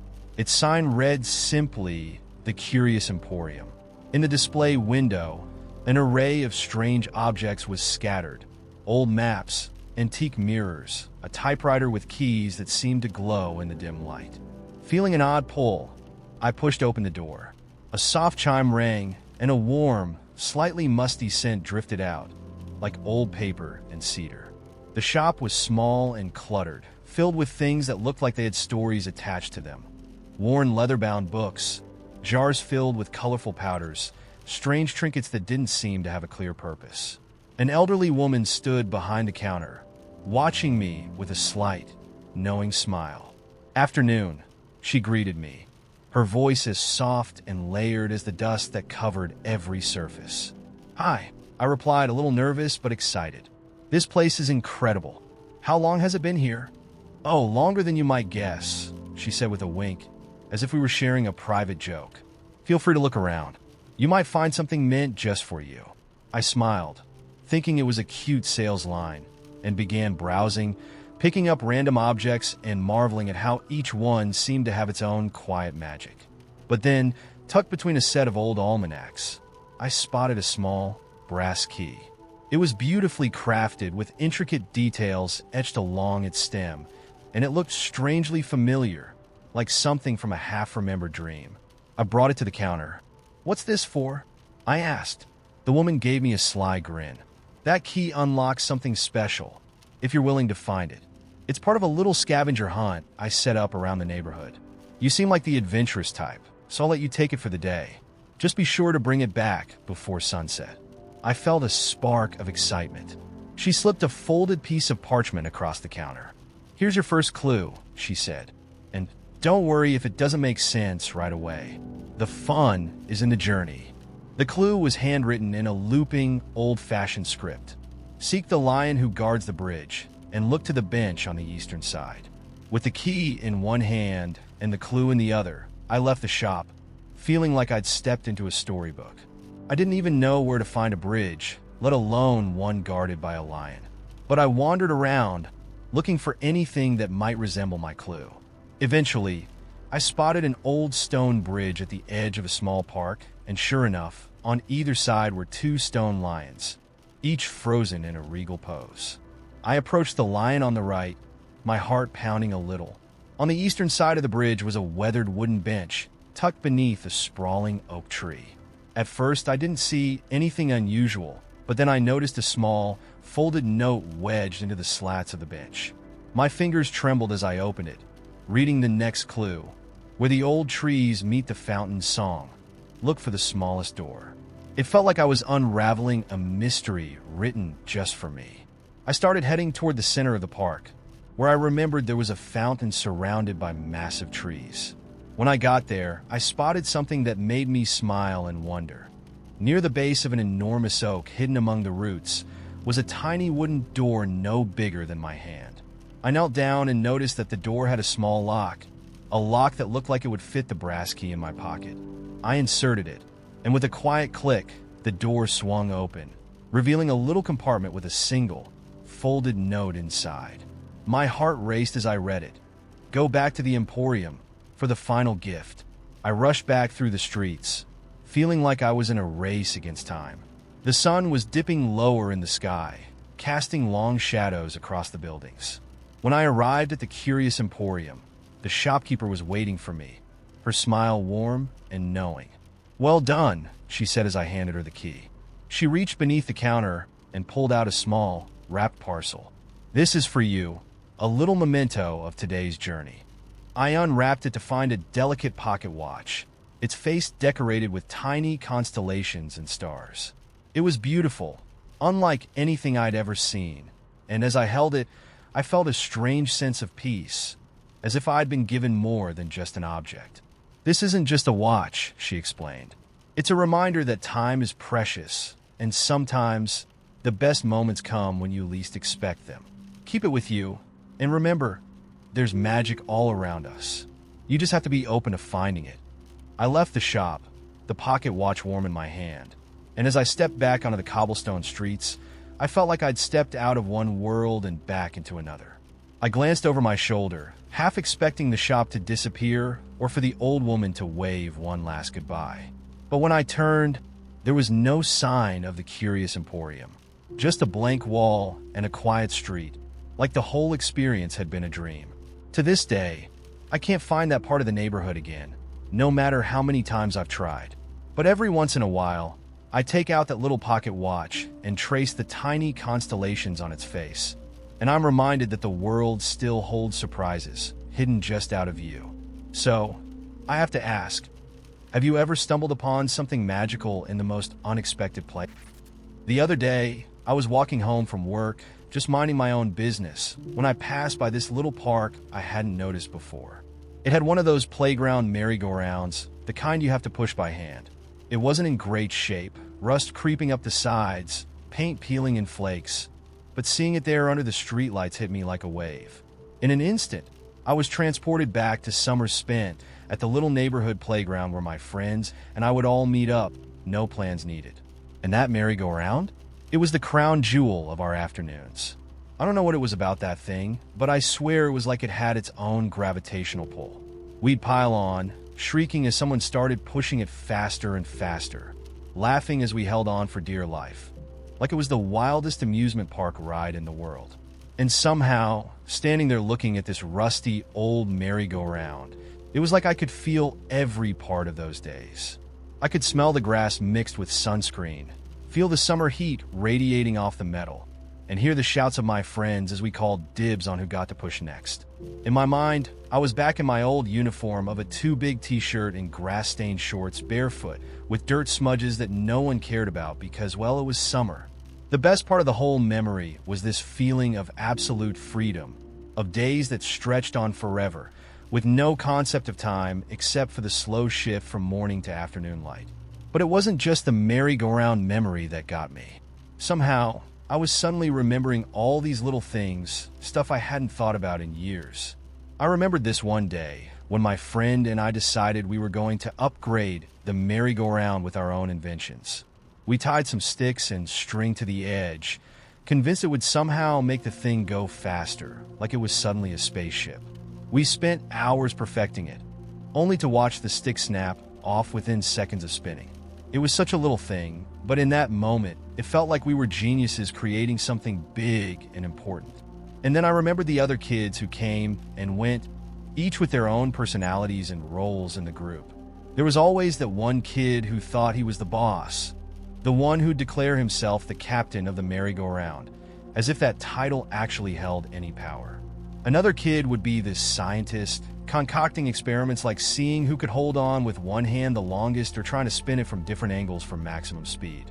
And then there were the daredevils, the kids who would stand up while it was spinning, arms out like they were surfing. Looking back, it was ridiculous and probably a little dangerous, but to us, it was the peak of bravery. Standing there, staring at that rundown playground, I was floored by how much I missed those random little adventures. Back then, we didn't need phones or plans or permission slips. Just the freedom to be kids, to turn a rusty, old merry-go-round into an epic adventure. I think what hit me the hardest was how simple everything felt, how alive we all seemed, like the world was just one big, open place for us to explore. I don't know how long I stood there in the middle of the sidewalk, just lost in thought. At some point, I noticed a mom walking by with her young daughter, who must have been about 5 or 6. The little girl looked at the merry-go-round with this wide-eyed curiosity, tugging her mom's hand and asking if she could try it. Her mom glanced over, smiled, and nodded.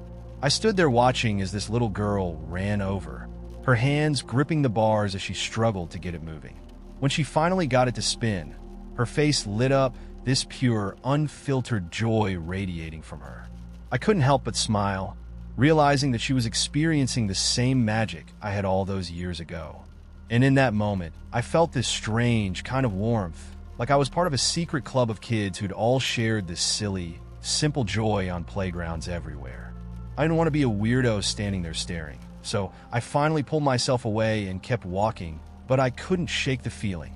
All the way home, I felt this lightness, like I'd been given a reminder of something I didn't even know I'd lost. So, here's my question to you all. Have you ever had a random object or place trigger a memory so vivid, it was like you stepped back into another time? So this was a few years ago, back when I was working as a part-time pizza delivery driver. It was mostly for extra cash, since I was still figuring out what I wanted to do. At that point, my life was in a bit of a lull. In other words, I had no real direction, and the only thing I could call an accomplishment was my incredible ability to consume ungodly amounts of energy drinks without my heart giving out. My shifts mostly involved blasting music in my car, dodging late-night party-goers, and daydreaming about everything I wasn't actually doing. If that's not classic early 20s aimlessness, I don't know what is. One night, it was freezing cold, and I had a delivery out in the middle of what felt like nowhere. A long drive down this winding road, practically swallowed up by trees. Not a single street light in sight. I remember checking the address twice because I kept thinking, who the hell lives out here and wants pizza at midnight? I'll admit I had a small panic moment where I thought it might be some horror movie setup. But hey, extra tip potential. When I finally pulled up to the place, it was this tiny, older-looking house, practically surrounded by woods. There was barely a light on, just a dim glow coming from inside. I got out, half expecting someone to come out of the shadows holding a chainsaw or something. Instead, this older woman, probably in her 70s, opened the door, wearing a worn-out robe and slippers. She smiled like she'd been expecting an old friend. "You must be freezing. Come on in." Now, the golden rule of pizza delivery is basically don't go inside. But it was one of those nights where the chill goes right to your bones, and honestly, she seemed so harmless, so I figured why not. The house was small and cluttered, like the kind of place that hadn't been updated in decades, with knickknacks everywhere, old pictures on the wall, and the faint smell of lavender mixed with something cooking on the stove. But it was warm, instantly warm. She told me to have a seat, and I awkwardly sat down while she went rummaging through her purse to get cash. Now, I thought this would be a quick in and out, grab the money, get out of the cold, on to the next delivery. But then she sat down across from me, looked at me for a long moment, and said, "Thank you for coming out here. It's nice to see a friendly face." And before I knew it, she was telling me about her life, as if we'd known each other forever. I'll admit, at first I was just nodding along, giving polite smiles, thinking about all the other things I had to do, just waiting for the right moment to leave without being rude. But the more she talked, the more I found myself listening, really listening. She was a widow, and her only son had passed away a few years back. She told me about the town she'd grown up in, how she used to be a nurse, how she loved painting but hadn't touched a brush in years. She even talked about her late husband, sharing these tiny, almost silly details, like how he used to fold his socks in a way that drove her crazy. I could tell she wasn't used to having anyone around to listen, and in some strange way, it felt like I was doing something important just by sitting there, being present. I'd always thought of myself as a good listener, but this was different. It was like listening wasn't just about hearing someone's words. It was about holding space for them. And that's what I did. I just sat there, let her words fill the room, didn't interrupt, didn't rush her. After maybe an hour, it felt like minutes, honestly, she finally looked at me and said, "Thank you. You're probably the only person I've talked to this long in years." I was stunned. Here I was, a random pizza guy, and somehow my presence mattered in this woman's night. Maybe even in her life. We'd never met before, but she just seemed to need someone to listen, no strings attached. When I finally got up to leave, she handed me the cash, way more than I was expecting, and said with this soft smile, "Take care of yourself out there, and don't work too hard." And I don't know, maybe it was the way she said it, but it felt like she was speaking from some place deep inside her, like she was really hoping I'd listen. And for once I did. On the drive back, I realized something. I'd spent so much time focusing on all the things I wasn't doing with my life, but maybe the real lesson was learning to appreciate moments for what they were. The entire night could have just been a cold, late delivery, but it turned into this unexpected reminder that sometimes just being there for people, even strangers, can mean the world. I didn't have to be somebody for my presence to matter to someone else. It's funny looking back because that night changed the way I started treating everyone around me. I began actually seeing people, taking a little more time to listen, giving people a bit of attention instead of rushing through interactions. I like to think that maybe it's one of those small things that makes a difference, even if it's just a smile or a conversation. So yeah, I guess my life lesson came from an unexpected source. A little old lady in the middle of nowhere who just wanted to tell her story, and a pizza guy who learned that maybe, just maybe, his life mattered a bit more than he thought, even if he was just delivering pizza. It was a rainy Tuesday when I matched with Sophie.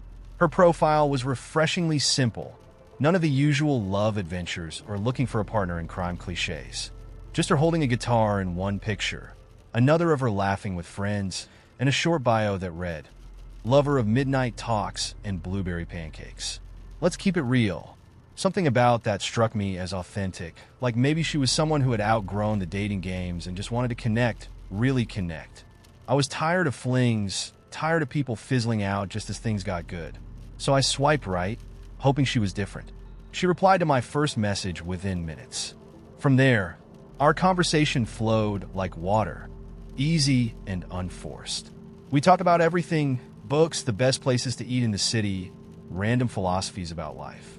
By the end of the night, we'd swapped enough personal stories that it felt like we'd known each other for years. She'd tell me about her brother's ridiculous pranks, her disastrous attempt at making sushi, or her dream to one day own a bookstore cafe. She didn't overthink her responses, didn't try to impress me. It was real and raw, and it left me craving more. We decided to meet that Friday. I arrived a little early and watched the door, trying not to look too eager, but there was this excitement bubbling up in me that I couldn't quite contain. Then she walked in, hair slightly damp from the rain, wearing a denim jacket with frayed edges and an old band tee underneath. Her face lit up when she saw me, and I remember thinking how much better she looked in person. No filters, no pretense, just her. She hugged me, and it was warm, familiar. It felt like a homecoming somehow. We grabbed a corner booth, ordered coffee, and ended up staying for hours. The coffee shop started clearing table for the night, but we kept talking, completely oblivious to the time. She laughed easily, gestured wildly when telling stories, and had this way of listening that made you feel like the only person in the room. At one point, I said something dumb about believing in ghosts, and she didn't laugh it off. She leaned in, her eyes wide, genuinely curious. I walked her home afterward, holding her hand and wondering how, after just a few hours, I already felt like I didn't want the night to end. We were inseparable after that. We'd text each other good morning, have late night calls until one of us fell asleep, and spend our weekends exploring the city. One night, after a long day at the beach, she invited me to her place, and we stayed up talking on her rooftop until the sun came up. It felt like we'd created this bubble, a little world that was just ours, filled with laughter, warmth, and small, unspoken promises. I thought I'd found someone who could be my person, someone I could imagine building a life with. And then, just when I thought things couldn't get better, she asked me to meet her family. I was surprised. I'd never really done the whole meeting the family thing. She could tell I was nervous and squeezed my hand, laughing as she reassured me they were just a bunch of weirdos. Her parents were quirky and warm. Her brother teased her constantly, but in a loving way, and her mom even showed me embarrassing photos of Sophie from her middle school days. It felt real, like being led into a whole other side of her life, and I found myself falling deeper than I'd expected. Then one night, out of nowhere, everything started to shift. She canceled our plans last minute, saying she needed a night to herself. I brushed it off, thinking maybe she was just tired, that maybe I was overthinking it. But then it happened again and again. Each time, she had an excuse, a work thing, a family thing, or just feeling off. I didn't want to push her, didn't want to seem needy, so I let it slide, trying to be patient. But the texts became fewer, her replies shorter, the once-long late-night talks replaced by silence. It was like watching a fire die down, the warmth and light slowly fading until there was nothing but ashes. One evening, after days of hardly hearing from her, I called her up and asked if we could talk. She hesitated but agreed, saying we could meet at a park near her place. When I arrived, she was already there, sitting on a bench, her face drawn and tense. She looked up, gave me a small, sad smile, and I could tell something was wrong. I sat down next to her, and we sat in silence for a minute before she finally spoke. "I don't know how to say this," she began, her voice barely above a whisper. She went on to tell me she'd been feeling overwhelmed, that everything had moved too fast for her, that she didn't know if she was ready for something serious. I sat there, feeling my chest tighten, hearing each word like a slow, painful drip. I wanted to ask why she'd led me this far if she wasn't ready, wanted to ask why she'd let me in, let me meet her family, why she'd made me believe in a future. But I didn't. I just sat there, numb, trying to keep myself together as she went on about needing time and space. I don't remember much of what I said back, just that I wanted her to be happy, even if it wasn't with me.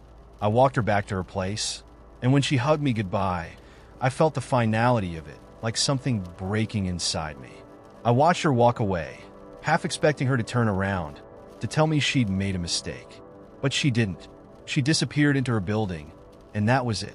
For weeks after, I kept replaying everything in my head, every conversation, every laugh, every little moment that had made me feel like we were something real.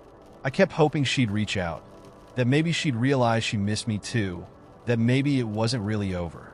But the days turned into weeks and weeks into months, and eventually, I had to accept that she was gone, that she'd moved on, even if I hadn't.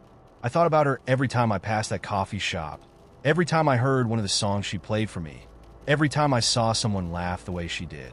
I still go to that park sometimes, to the bench where we had that final talk. I sit there and wonder what went wrong, wonder if I could have done something differently, if maybe I'd come on too strong. But I think deep down, I know the answer. Sometimes, people come into your life like a hurricane, intense and exhilarating, only to leave you in the quiet aftermath, wondering if any of it was real. It's hard to trust again after that, hard to believe that anyone else will see you the way they did. Dating now feels like wandering through a field of landmines, each step careful, hesitant, always braced for the blast. I want to believe there's still someone out there who'll stay, someone who'll mean it when they say they're falling for me. But each time I try, I feel that pang of fear, that reminder of what it felt like to lose something you thought you'd finally found. Maybe that's why I don't go out as much, why I keep people at arm's length, afraid of opening up just to end up alone on that bench again, wondering where it all went wrong. I had this realization the other day while I was talking to a friend about life, love, and, you guessed it, the wonders of modern technology. We'd been texting back and forth on a random Tuesday night, and somewhere between her venting about work and me sharing a picture of my dinner, because, food photos are the new love language, it hit me. Here we were, sending instant messages with pictures of food to each other from miles away. And yet, we were just acting like it was another Tuesday. Remember the old days, when you'd actually pick up a phone to call someone? Not a video call or a voice memo, but an honest-to-goodness phone call where you'd sit in one place, just listening to each other breathe on the line. Now I can send a voice message with the tap of my thumb, complete with background noise, while I'm cooking dinner, walking the dog, or even, dare I say it, brushing my teeth. And no one bats an eye. It's just how we talk now. And don't even get me started on photos. There used to be a whole ritual around taking pictures. You'd carefully select your shots, hoping you'd captured that perfect moment, and then wait a few days, sometimes weeks, for the film to get developed. Now, I snap a photo, instantly inspect it, and if it doesn't meet my highly curated standards, I just take another one, or 5, and send them all to my friend in Australia, who's probably looking at them with one eye open at 3 a.m., because time zones are irrelevant when you're digitally connected. Somehow, we've turned real-time, global multimedia communication into something we hardly even think about. That little whoosh sound of a message being sent, it's become as common as background noise, like the hum of the refrigerator. I sometimes feel like if my 10-year-old self popped into my life now, they'd be dumbstruck, asking, "Wait, so you can talk to anyone, anywhere, anytime, and that doesn't blow your mind every day?" And honestly, it should, but it doesn't. It's just normal. I remember when grocery shopping meant physically walking down aisles, chatting with the cashier, maybe even browsing impulsively. "Hello, bulk candy section." Now I can order milk, bread, and bananas online, and someone drops them at my door. And yet, despite the novelty, it's almost boring. It's just what we do when we're busy and groceries feel like an errand from the Stone Age. You know how surreal it feels to watch someone unload your groceries at your doorstep while you're in your pajamas, sipping coffee? It's like outsourcing life, and we're all totally cool with it. Or take, for example, maps. Remember printing out directions from MapQuest? Or, gasp, using an actual paper map? These days, I plug in a destination and follow the little blue that like it's my personal North Star. The other day, my GPS glitched and told me to make a U-turn 3 times in a row.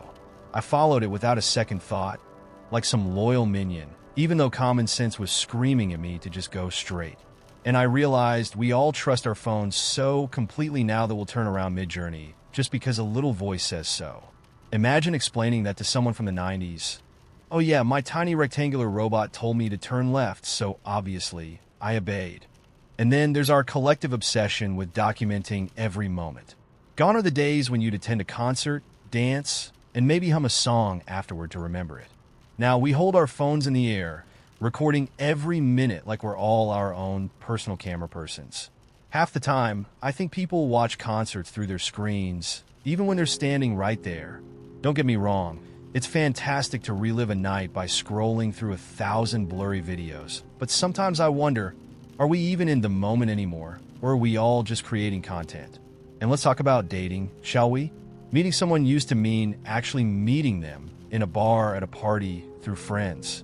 Now, you swipe left, right, and sometimes you're swiping while watching TV or waiting for your pasta to boil. You could meet someone who lives 3 streets over and wouldn't have known unless an app told you. And when you do meet in person, there's this hilarious moment of, oh, you're taller than I expected, or did you always have a beard? It's like meeting a character from a show in real life. Modern dating is kind of a digital scavenger hunt, and the whole world is just nodding along like this is how love works now. Then there are the little things like how we save moments. We don't really rely on memory anymore. We're all externalizing our memories into the cloud, where we trust some giant server farm to hold on to our most precious memories for us. If I'm ever at a wedding, I feel obligated to take at least 100 photos and videos, because what if I forget what the cake looked like? Meanwhile, no one mentions that at some point, we used to just remember things. There was no digital backup, just memories that would get fuzzy over time, but somehow we'd cherish them more for it. Now I can pull up a photo in 0.2 seconds, and that's that. One of my favorites, though, is how we have virtual friends. People I've never met in real life feel like old pals because I see their posts every day. I know what their pets look like, where they went on vacation, what they had for lunch. I've cheered for their promotions, empathized with their losses. And yet, if I pass them on the street, I might not recognize them. It's like living in a virtual neighborhood where we all wave hello from our own little bubbles. It's funny, but the whole world has sort of turned into this massive, interconnected virtual village. And we're all just here, navigating it, never really pausing to say, wow, this is wild, because we're so busy sending emojis, uploading stories, and swiping through life like we're flipping the pages of a digital magazine. Every so often, though, I'll have these moments where I just stop and marvel. I'll be FaceTiming my friend from another time zone, or ordering late-night tacos on an app, and I'll think, we're basically living in a sci-fi novel, and no one's even slightly surprised.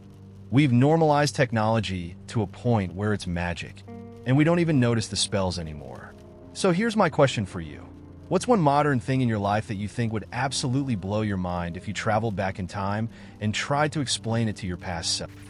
I met her on an unusual Tuesday, standing in line at a bookstore. She had this curious, bemused expression on her face, like she was trying to decode the back cover of a book, scrunching her eyebrows ever so slightly. The store was nearly empty, the sort of quiet, cozy place with an indie vibe. I wasn't even supposed to be there. Actually, a meeting had gotten canceled last minute, and I decided to just wander around instead of heading back to the office. So here I was, standing behind this girl with that oddly focused look, and I couldn't help but be curious. This wasn't the standard approach scenario. She wasn't in a bar, she wasn't giving any notice me signals, but something about her seemed approachable. And maybe it was the books around us, the smell of ink and old paper, or just the silence that gave me a nudge. Do you recommend it? I asked, nodding toward the book in her hand. She looked up, eyebrows raised, clearly surprised someone had dared interrupt her train of thought. For a second, I thought she'd brush me off with a polite, "Oh, I'm not sure," but instead she gave a tiny smirk and said, "I don't even know if I'm buying it yet." Isn't it a little wild to recommend a book before you've read it? I couldn't help but chuckle. Touché. Fair enough. I almost wanted to back off, but her eyes stayed on me, as if silently challenging me to come up with a decent answer. I stammered for a second, mentally searching for something non-awkward to say next, and decided to go for the truth. Honestly, I only stopped because you looked like you were solving a puzzle or something. It seemed intense. She blinked and then laughed softly. Well, it's about time someone acknowledged that reading is a serious job. She held up the book, a collection of short stories, apparently, and added, "What about you? Are you doing some serious browsing yourself?" Guilty as charged. I'm browsing life in general. Actually, I said, hoping it didn't sound like a corny pickup line. I could see she was still trying to size me up, probably waiting for the standard conversation quirks that tend to send women running for the hills. But I just smiled, respecting her space. This wasn't about snagging a date. It was a test of whether two strangers could connect over something as simple as a conversation. We started talking, and it flowed easier than I expected. We both knew it was light, low stakes, and yet there was something about it that felt unexpectedly comfortable. She didn't offer her name, and I didn't push, deciding that was her call to make. Instead, we talked about books, shared an irreverent laugh about the worst plot twists we'd ever read, and even debated over which literary characters deserved redemption. It was one of those rare moments that felt strangely timeless, almost like the rest of the world had pressed pause. At some point, I asked her if she had a favorite place to read, and she mentioned a little cafe around the corner. It's quiet. They make this espresso with a hint of cardamom. It's a little strange but unforgettable once you try it. She didn't explicitly invite me, but I decided to take a chance. Would you mind some company if I joined for one of those? You've got me intrigued. I half expected her to hesitate or give me a polite, maybe some other time, but instead, she shrugged in a friendly way and said, "Sure, if you don't mind a bit of a walk." We strolled to the cafe, falling into the kind of easy, natural conversation that happens when neither person is trying too hard. I made sure to keep a respectful distance, and honestly, it felt like the most natural thing in the world. She told me a few stories about her job. She worked in an art gallery, as it turned out, and confessed a fascination with finding beauty in strange, unexpected places. It's like a treasure hunt, you know? Most people walk right by, but sometimes there's just this one detail that makes everything come alive. I nodded, fascinated, and we found ourselves discussing everything from street art to architecture. She had this quirky perspective, noticing details in things I'd never considered. Every now and then, she'd fall into silence, glancing out the window with a faraway look, as if pondering some secret thought she wasn't ready to share. At one point, there was a lull in the conversation, and I took a sip of my espresso, waiting to see if she'd fill the silence. She surprised me by asking a question of her own. "So, do you always strike up random conversations with strangers?" Her voice had a hint of amusement, but there was a curiosity in her eyes that seemed genuine. "Nope," I said, laughing a little at myself. "Not usually, but today felt different. Sometimes it's worth a shot, you know?" She gave me a thoughtful nod. "You're braver than most people. It's easier to just stay in your own bubble." There was something in her tone that hinted at a guardedness, like she knew the bubble all too well. We lingered over coffee, and I found myself half wishing the moment wouldn't end, but I knew better than to drag it out. As we got up to leave, she hesitated, and I took a chance. "Hey, if you ever want to grab another coffee or argue about books again, I'd be up for it. But no pressure." She looked at me, that playful smirk returning. "Sure," she said, with a little smile that felt like an invitation and a mystery at once. "But next time you'll have to pick the book." It was simple, unexpected, and completely unplanned. No overthinking, no pressure, just two people sharing a moment. I watched her walk away, feeling oddly grateful that I'd taken the chance, and promising myself to keep doing so, knowing that, for once, things had gone exactly the way they were meant to. I don't know when or why it started, but at some point early on, my partner and I fell into this nightly habit. We'd crawl into bed, usually after the last round of brushing teeth and the sighing of settling into pajamas. By then, we were too tired for much, so we'd lie next to each other in the dim light, just talking, sometimes for hours, sometimes only for a few minutes until one of us drifted off mid-sentence. These bedtime talks weren't anything like the conversations we had during the day. In the dark, with the world quiet, it was like everything felt softer, easier. It's strange how the dark can make you bolder, how a whisper in bed can be more honest than anything said at breakfast. I think we got to know each other more in those few minutes at night than in 1,000 regular days. We could tell each other our fears, our dreams, even things we didn't like about ourselves. Nothing felt too small or too silly. And somehow, this ritual became the last thread that held us together when everything else was fraying. We started telling each other about our best and worst of the day. It became a game. What was the best part of your day? What was the worst? At first, I think we both tried to pick big things. He'd talk about a success at work, and I'd tell him about something I'd accomplished. But eventually it got simpler. Some nights, his best moment was just finding time to make a really good cup of coffee. And my worst? Once it was getting shampoo in my eye in the shower. We laughed over the silliest things. One night, he told me his worst was finding a spider in my shoe, and his best was the satisfaction of absolutely flattening it. And I couldn't stop laughing, lying there next to him, hearing his sleepy, half-serious spider battle story in the dark. On the surface, it might sound like just another part of a nighttime routine, but it became more every night. No matter how exhausted we were or how long the day had been, we knew we'd have this time together, a chance to share our worlds. It gave us a reason to look for good moments during the day, something sweet to hold on to just so we could tell each other about it later. And the bad moments, well, they didn't feel as heavy. Knowing I'd get to share them with him made them easier to carry. As the months passed, we started noticing patterns in each other's answers. I realized he'd never say his worst part was something about me, even on days when I was being a bit difficult. And he always seemed to find something nice to say, even on his toughest days. Once, he was feeling pretty down after a rough week at work, and for his best, he said, "Coming home and seeing your face." Just like that. I remember looking at him in the dark, feeling like my heart had melted a little right there on the spot. It was in these quiet, unassuming moments that I learned what love really was.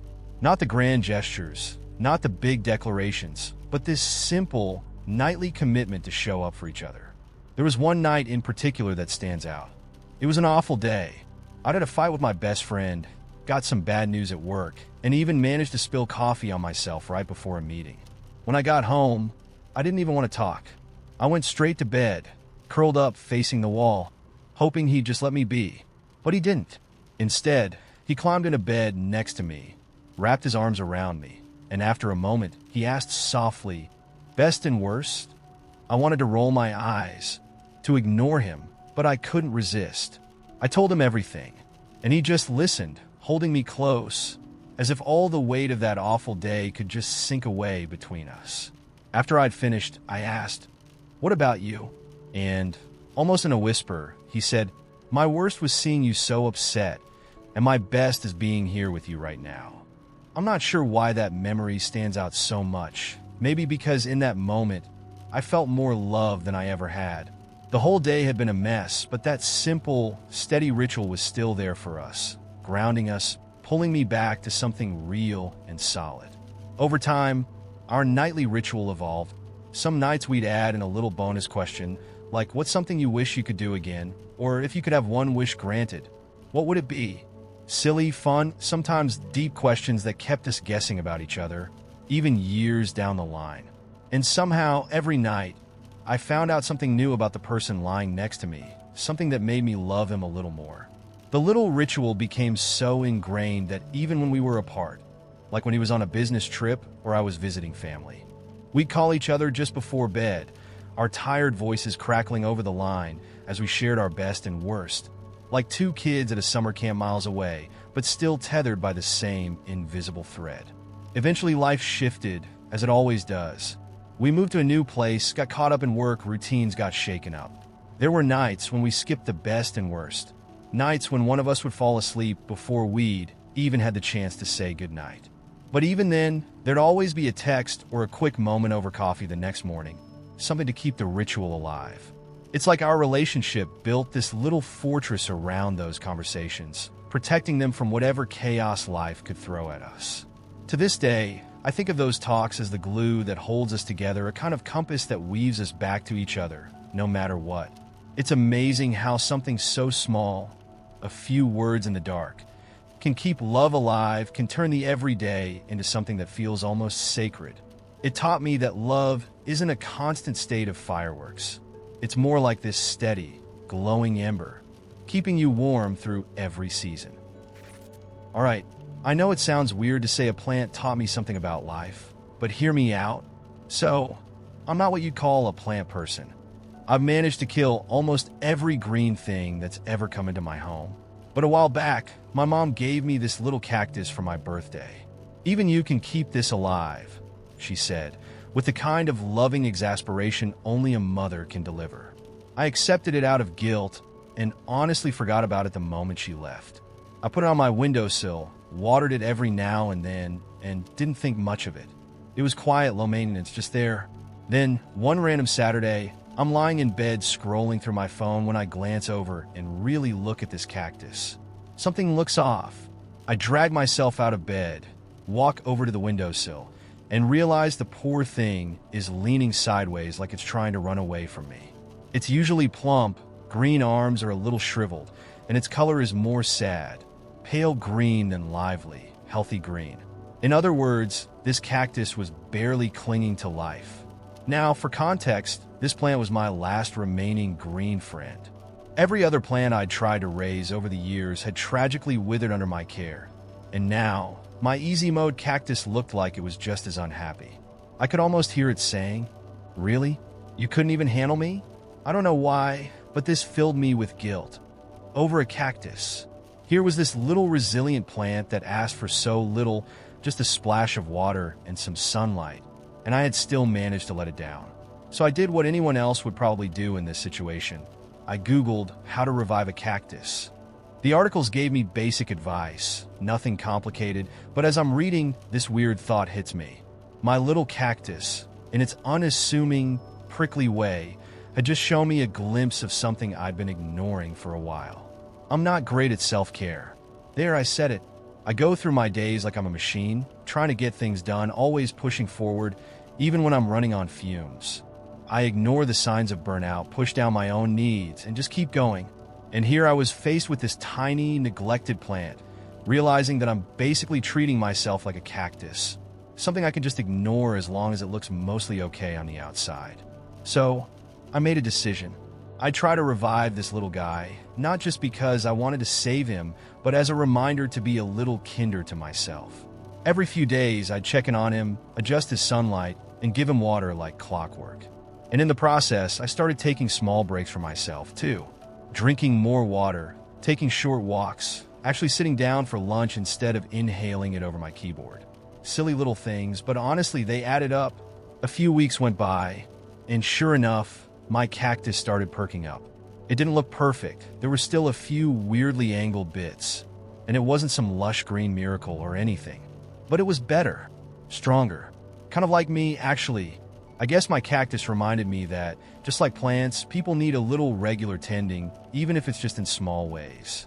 Ignoring yourself because you think you're tough enough only works until you're a shriveled, sideways mess trying to cling to the windowsill. Anyway, I know it's silly to have a life epiphany over a cactus, but it was one of those small, random moments that actually shifted something in me. So, anyone else have a random moment with something seemingly insignificant that gave you a little life wake-up call? So, here's my little secret that even my closest friends don't know. I tend to develop what I call crush playlists. And I don't mean I just pick a love song or two and think of them. It's a full-blown, customized playlist dedicated to every single crush I've had. And each one is entirely different because I have a kind of ridiculous method for selecting the songs. Let me explain. The minute I realize I have a crush on someone, I start mentally tagging songs that remind me of them, but not just any songs. I pick the ones that I imagine they'd listen to if they were making a playlist about life, or maybe about us, or maybe if they were just going on a road trip. See, I told you it's ridiculous. Here's how it works. I start with something simple, like a morning coffee vibe song that captures what it would feel like to meet them at a cozy cafe, all warm and casual. Then, I add in a road trip song, because who doesn't fantasize about going on a spontaneous trip with their crush? After that, there's a getting caught in the rain song.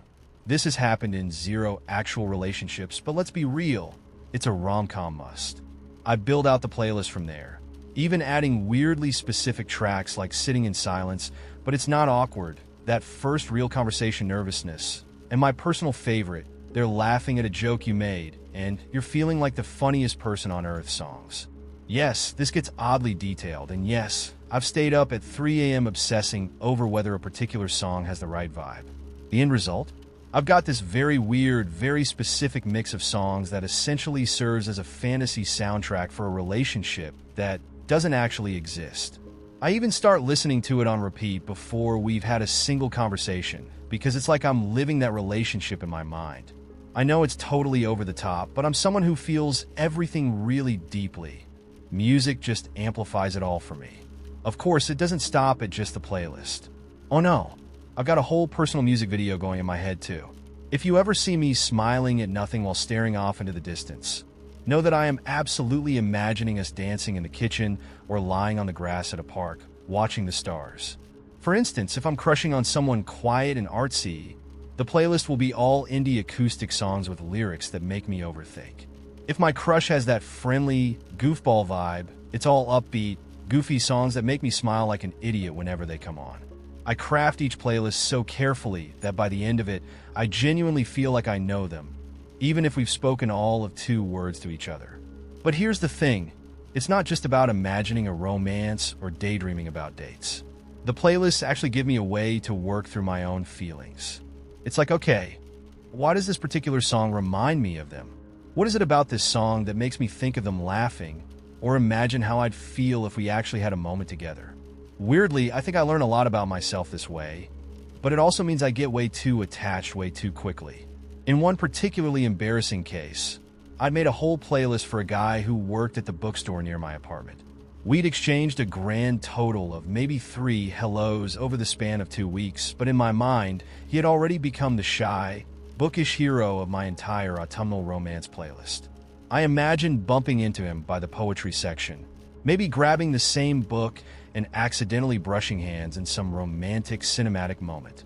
For context, he's this quiet guy who mostly wears hoodies and glasses that always slide down his nose, which was enough to inspire a solid 20 songs about how he probably reads in cozy corners and owns an impressive vinyl collection.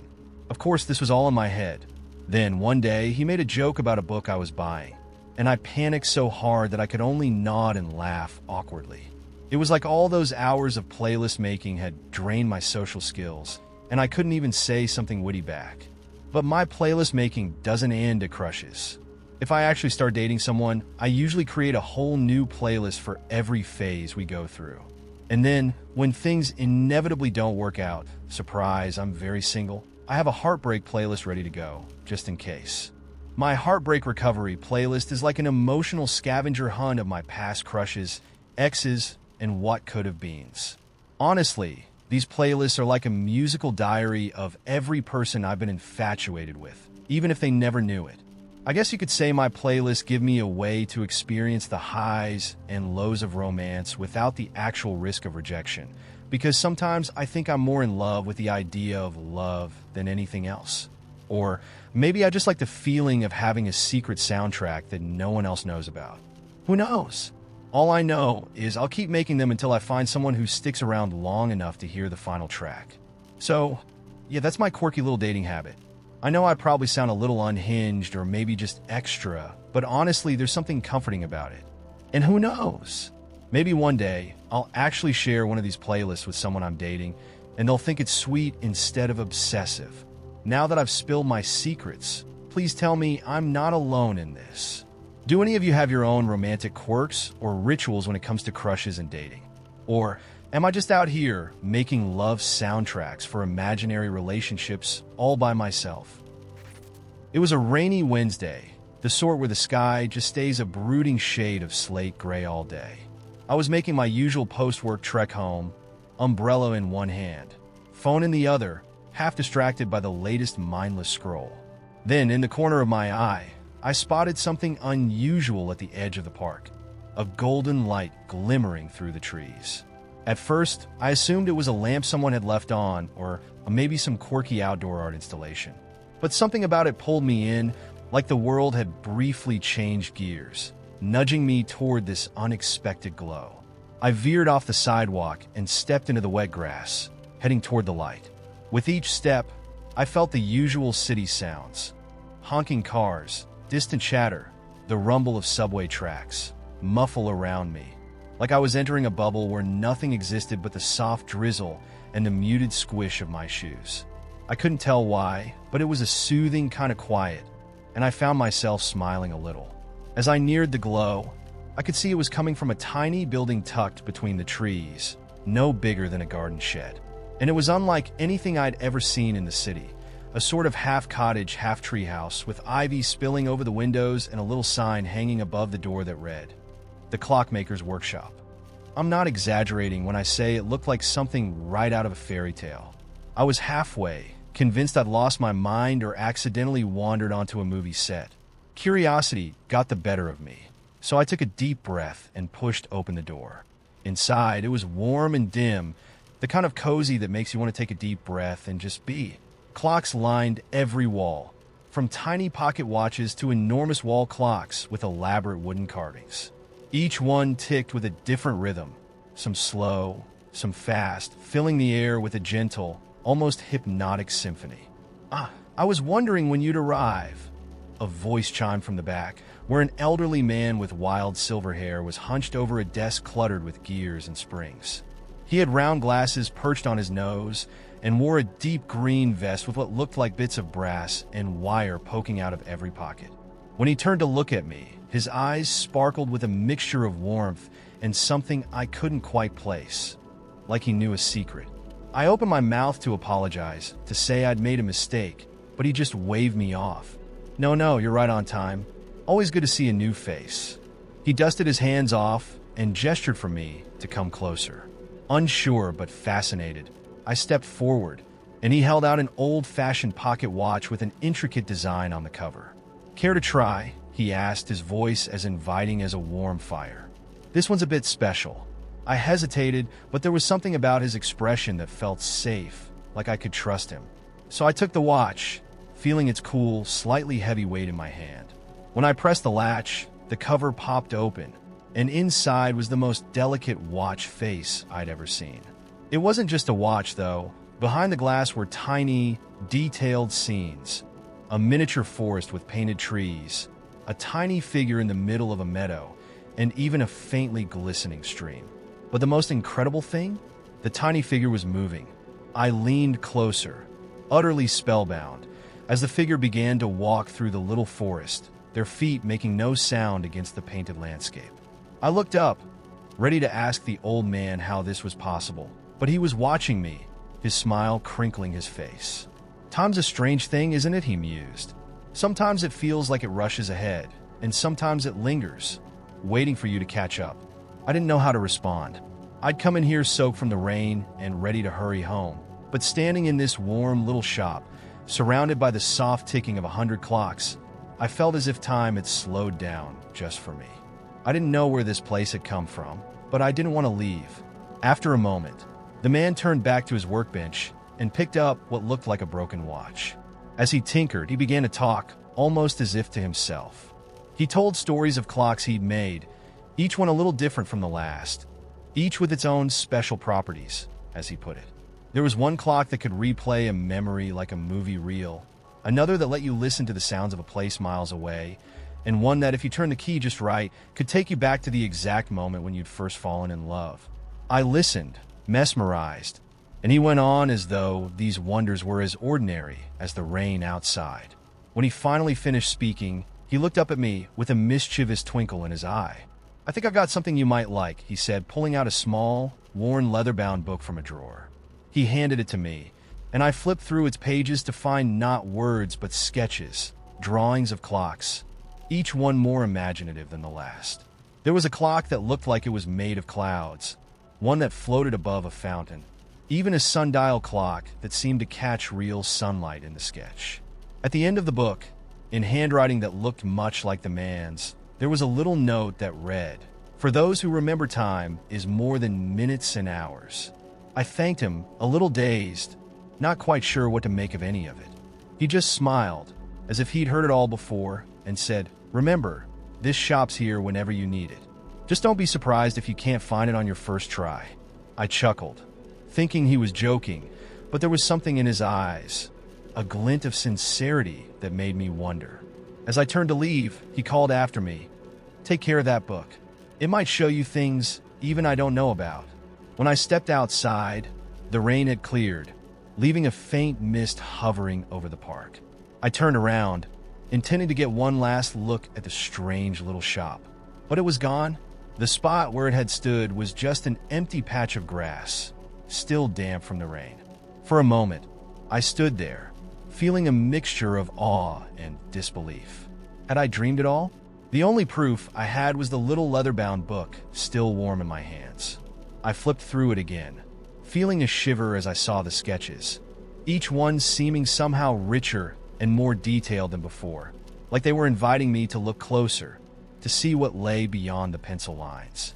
I still have that book, and every now and then, when I'm feeling the weight of the world, I'll take it off my shelf and turn the pages.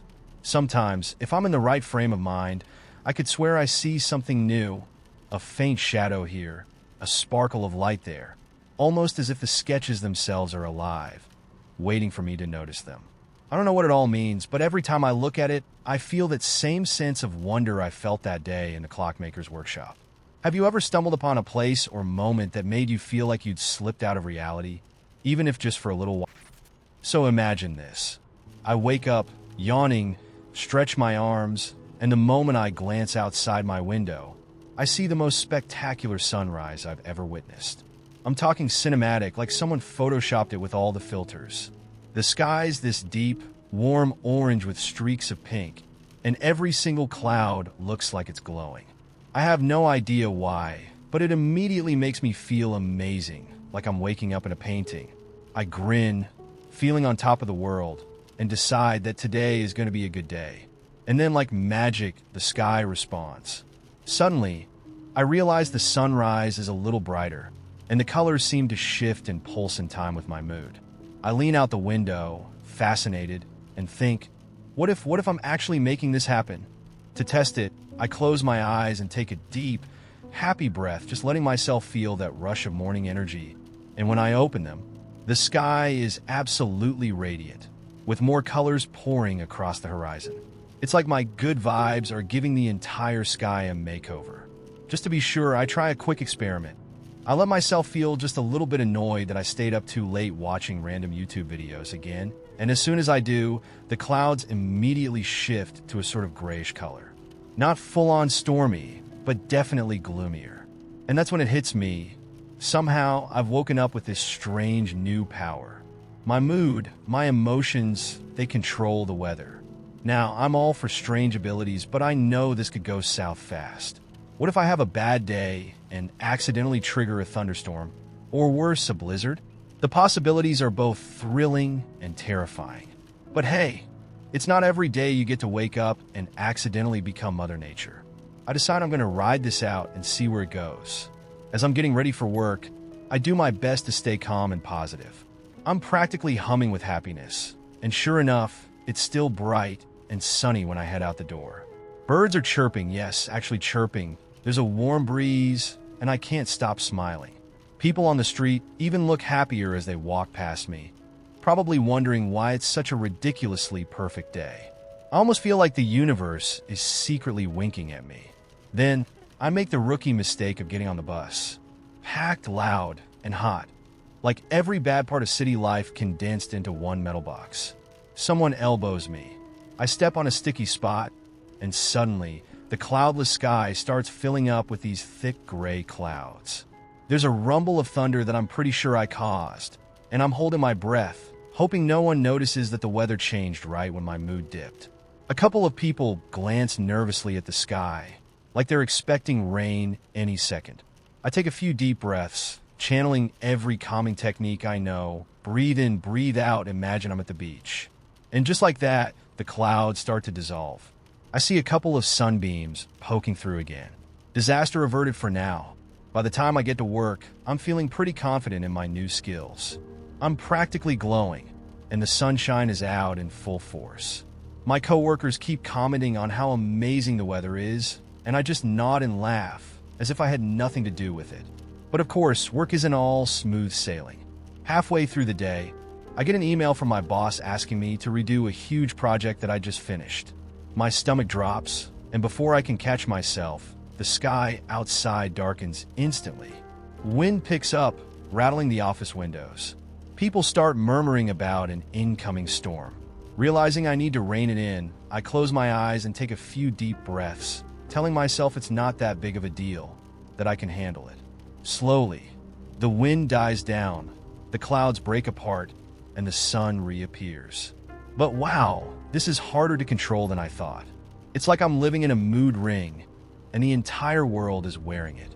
For the rest of the day, I do my best to stay calm and focused, turning every little frustration into a positive spin so I don't accidentally set off a monsoon. I even start humming to keep my spirits up, and by the end of the day, I'm feeling pretty good about it. When I leave work, the sky's this gorgeous, soft pink. People are snapping pictures, and I hear someone say, "It's like the sky's happy." And that's when I realize my mood doesn't just control the weather, it affects the whole atmosphere around me. People seem lighter, happier, like my energy is radiating out to them. It's wild. I'm essentially walking around as my own personal weather system, turning my mood into a full-on environment for everyone around me. But just as I'm relishing in my newfound power, I hit my first major snag.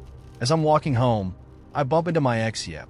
Of all the people I could have run into, my mood immediately takes a nosedive, and I feel this huge pit of frustration and hurt opening up in my chest. And, of course, so does the sky. Clouds gather fast, turning a deep, angry shade of purple.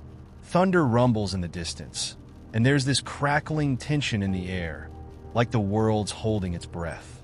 I try to pull myself together, but every glance at my ex just makes things worse. The wind picks up, people around me start hurrying to get indoors, and I can feel my temper flaring. Finally, I take one last deep breath, give a quick "nice seeing you," and power walk away, doing everything I can to calm down. As I put some distance between us, I focus on letting go of the past, on the fresh start I've been working toward. Gradually, the storm clouds start to break apart, and a gentle rain falls. It's like the sky's crying for me, but in a way that's somehow cleansing. I feel lighter, and as the rain eases, a rainbow arches across the sky. People are staring, some even applauding, and I can't help but laugh. I may not have fully mastered this power, but it seems the world's willing to work with me on it. By the time I get home, I'm both exhausted and exhilarated. I realize I'm walking around with a huge responsibility. My emotions are literally shaping the world. But somehow, I'm okay with it. It's like the ultimate reminder that how I feel matters, not just to me, but to the world around me. Now, whenever I wake up, I set an intention for the day. It's like having a personal weather forecast, and I get to decide whether it's going to be sunny, cloudy, or somewhere in between. So far, I've learned that sometimes a little rain is just what you need, and that a good mood can turn an ordinary day into something magical. Have you ever imagined something like this? What would you do if you could change the weather with your feelings? I had planned to spend my Saturday catching up on work and emails, just one of those endless weekends of laptop screens and buzzing notifications. But when I woke up, everything was eerily quiet. No hum of the fridge, no glow of my clock. The power was out, and for once it felt like the universe had given me permission to just let go. Without really thinking, I grabbed my jacket, threw a few things in a bag, and started walking toward the station. I didn't know where I was going yet, just that it was going to be somewhere different. At the train station, I bought a ticket for the first train leaving the city, a small town route I'd never taken before. As the train pulled out of the station, I found myself surrounded by strangers reading newspapers, nodding off, or staring out the window. I joined them, settling in with a quiet sense of excitement. The city slowly faded into the background, replaced by rolling green hills, fields of wildflowers, and distant farmhouses bathed in soft morning light. It felt like slipping into a whole new world, far away from the pace of my daily life. When I arrived at this little town, the air was crisp, filled with a sense of pine and damp earth, as if it had rained just before I got there. I didn't have any directions, so I let myself wander down a winding path that seemed to lead toward a wooded area. I hadn't walked far before I spotted a small, overgrown sign hanging from an iron post, "Wandering Willow Trail." It looked like a hiking trail, but there was a faint path leading deeper into the trees, so I decided to follow it. The trail wound its way through dense woods, the sunlight filtering in between the branches in that magical, dappled way that makes you feel like you're part of something sacred. Birdsong filled the air, and the leaves crunched beneath my feet. I felt like a kid exploring for the first time, every step pulling me further from the familiar and closer to something unexplainable. After an hour or so, I reached a small clearing, and that's when I saw it. A little stone bridge, arched over a stream that looked almost too perfect, as if painted into the landscape. Across the bridge was a small wooden cabin with smoke curling out of its chimney, nestled among wildflowers and ivy. It looked like something out of an old fairy tale, slightly weathered, yet inviting. As I crossed the bridge, an older woman stepped out of the cabin, as if she'd been waiting for me. She was wrapped in a thick woolen shawl, with gray hair tied back and bright, twinkling eyes that held a sense of mystery. She smiled, not with surprise, but with a look that said, "I knew you'd find your way here." "Welcome," she said, gesturing toward a small bench outside her cabin. "Would you care for some tea?" I was a little taken aback, but nodded, feeling strangely at ease. She disappeared inside for a moment and came back with 2 cups of steaming tea, each topped with a sprig of mint and a slice of lemon. We sat in silence for a few minutes, listening to the gentle trickle of the stream and the soft rustle of leaves. The tea was warm and fragrant, and I felt a wave of calm wash over me. "You're not from here," she said, more as an observation than a question. "No, Iraplia. Just visiting." She nodded knowingly. Sometimes, life sends us exactly where we need to go. There was something comforting about her presence, like talking to someone who had all the time in the world. She told me her name was Isla, and that she'd lived out here alone for years. She had once been a painter, traveling the world and capturing landscapes, but eventually, she'd found her way to this quiet place and stayed. "I wanted to paint peace," she said softly, as if she'd long ago realized that some things are better experienced than put on canvas.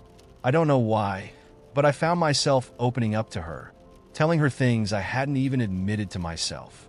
I spoke of the relentless pace of my life, the endless demands, and the creeping sense of dissatisfaction that had been gnawing at me lately. Isla listened with a gentle smile, never interrupting, just nodding as if she understood exactly what I was feeling.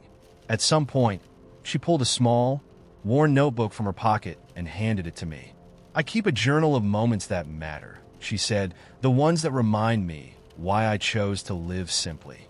She let me flip through it, and each page held a short note, written in neat, careful handwriting.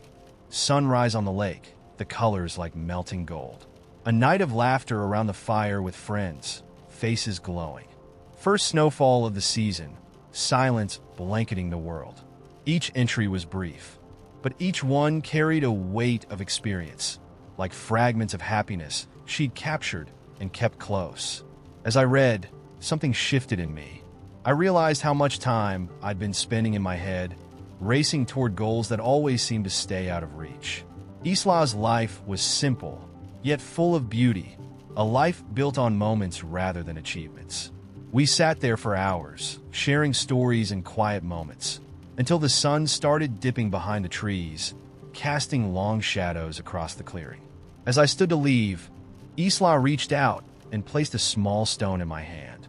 It was smooth, with a faint spiral pattern, cool against my skin.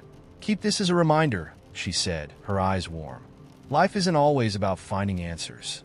Sometimes it's about letting yourself get a little lost." I thanked her and headed back down the trail, the stone clutched in my hand.